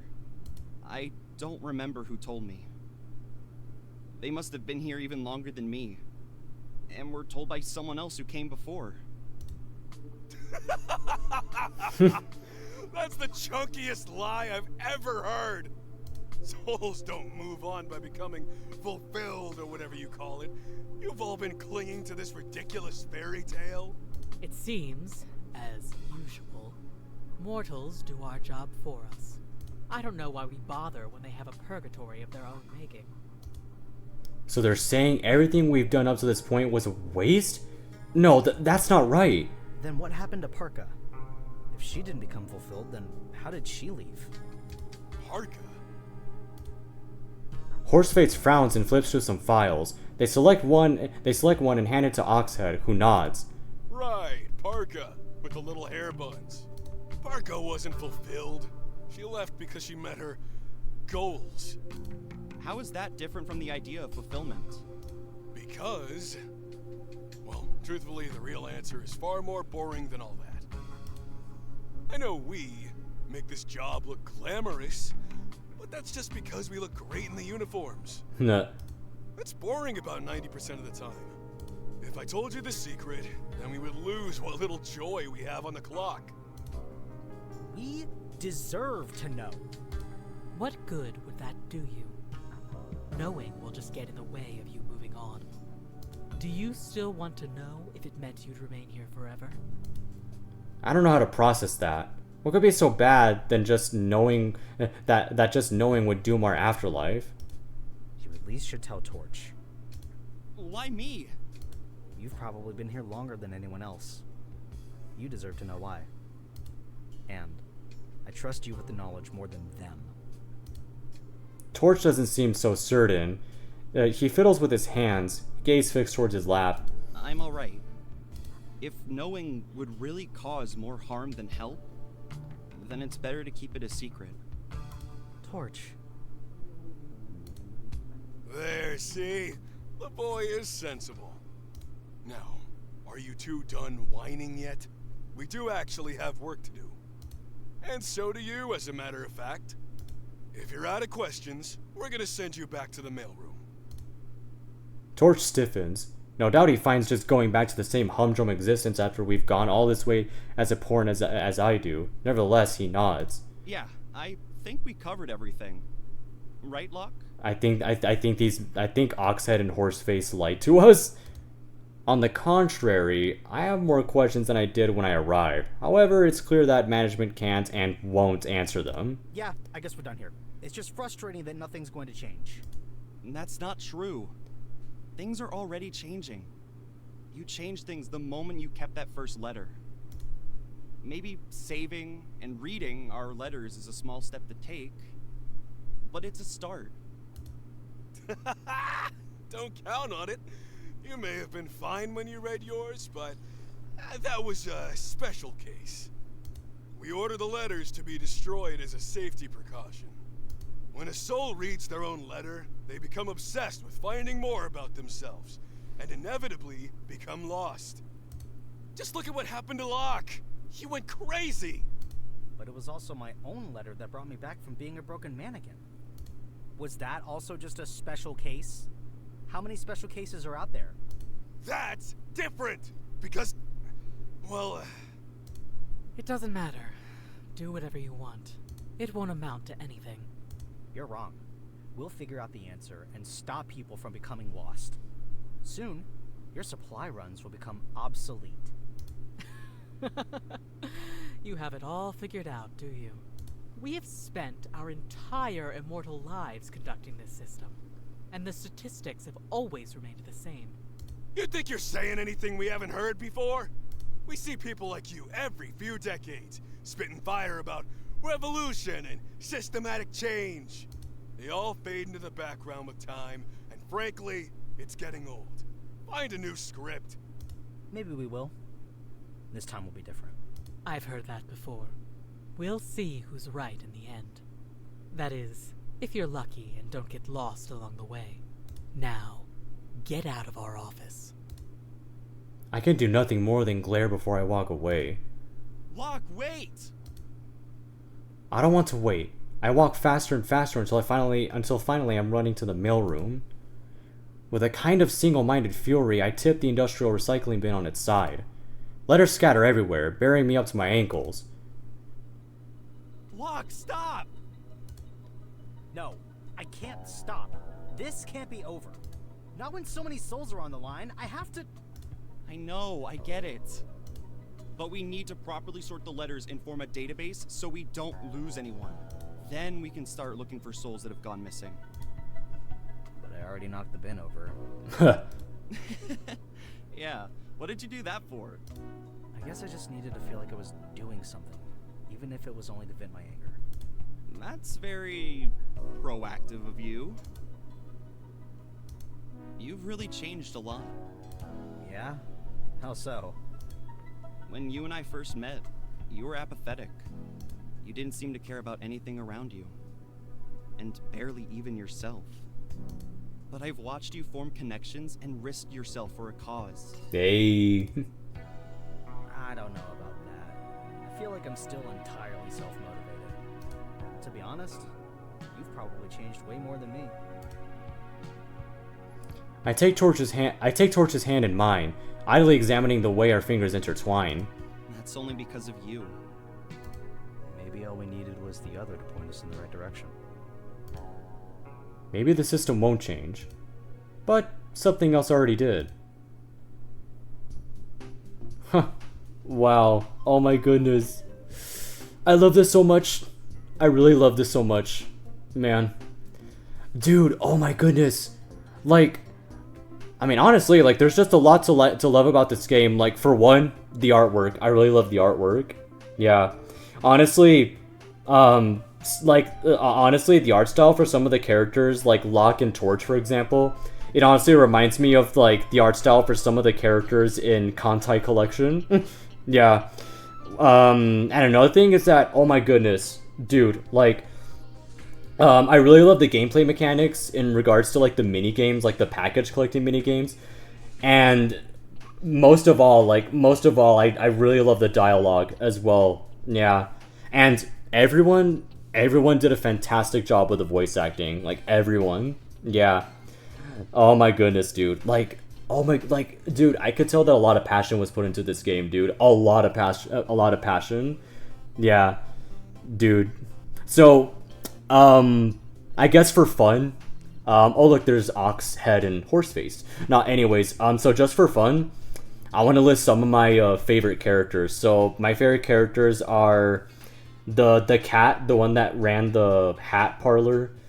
Who else? The spider, the one that gave you the cards. Yeah, the tarjetas. Yeah. Who else? Also, what's going on here? What is going on here? Well, anyways, so who else? Torch, Devin. Oh, whoa! I saw a cipher there. It looked like hexadecimal, and false memory. It looked like hexadecimal. That cipher. But anyways, oh my god, my voice keeps cracking. Yeah. No. Anyways, so, who else? Torch is also a favorite of mine. Locke as well. Yeah. Candle, definitely Candle. Yeah. Who else? Magnet as well. Yeah, Magnet. And there's another one. I just can't remember. And I guess Horseface. Yeah, Horseface. Yeah. Yeah, and like I said earlier, like I especially liked Horseface's voice acting because, like I said, the voice behind Horseface actually reminded me of CCH Pounder. Yeah, which, you know, like the reason the reason why I'm a bit of a fan of CCH Pounder is because, like, I actually remember how she actually voiced this one character in this one game that I like, which is Fallout, the original game that was released in 1997. And CCH Pounder actually voiced this character named Vree in the game, who works as a scribe for the Brotherhood of Steel. And yeah, I mean, that's one of the major reasons like why I really like the voice for Horseface. Yeah. But all in all, I mean, I'm really glad I played this game. Yeah, it was very, very enjoyable. I absolutely liked it a lot. And yeah, I mean, to everyone who worked on this game, voice actors, programmers, artists, like, you all did a fantastic job. Honestly, you all did a fantastic job. Yeah. So everyone who worked on this game, keep up the fantastic work. I mean, this game was absolutely wonderful. And you know what? I think it's safe to say that I'm going to be adding this game to the list of my personal favorite games that I've played on this channel. Yeah. But anyways, that's it. So this was Deadstock, a visual novel game played by the man himself. Like, comment, share, and subscribe. And finally, as all gamers say, peace out and stay gnarly, amigos!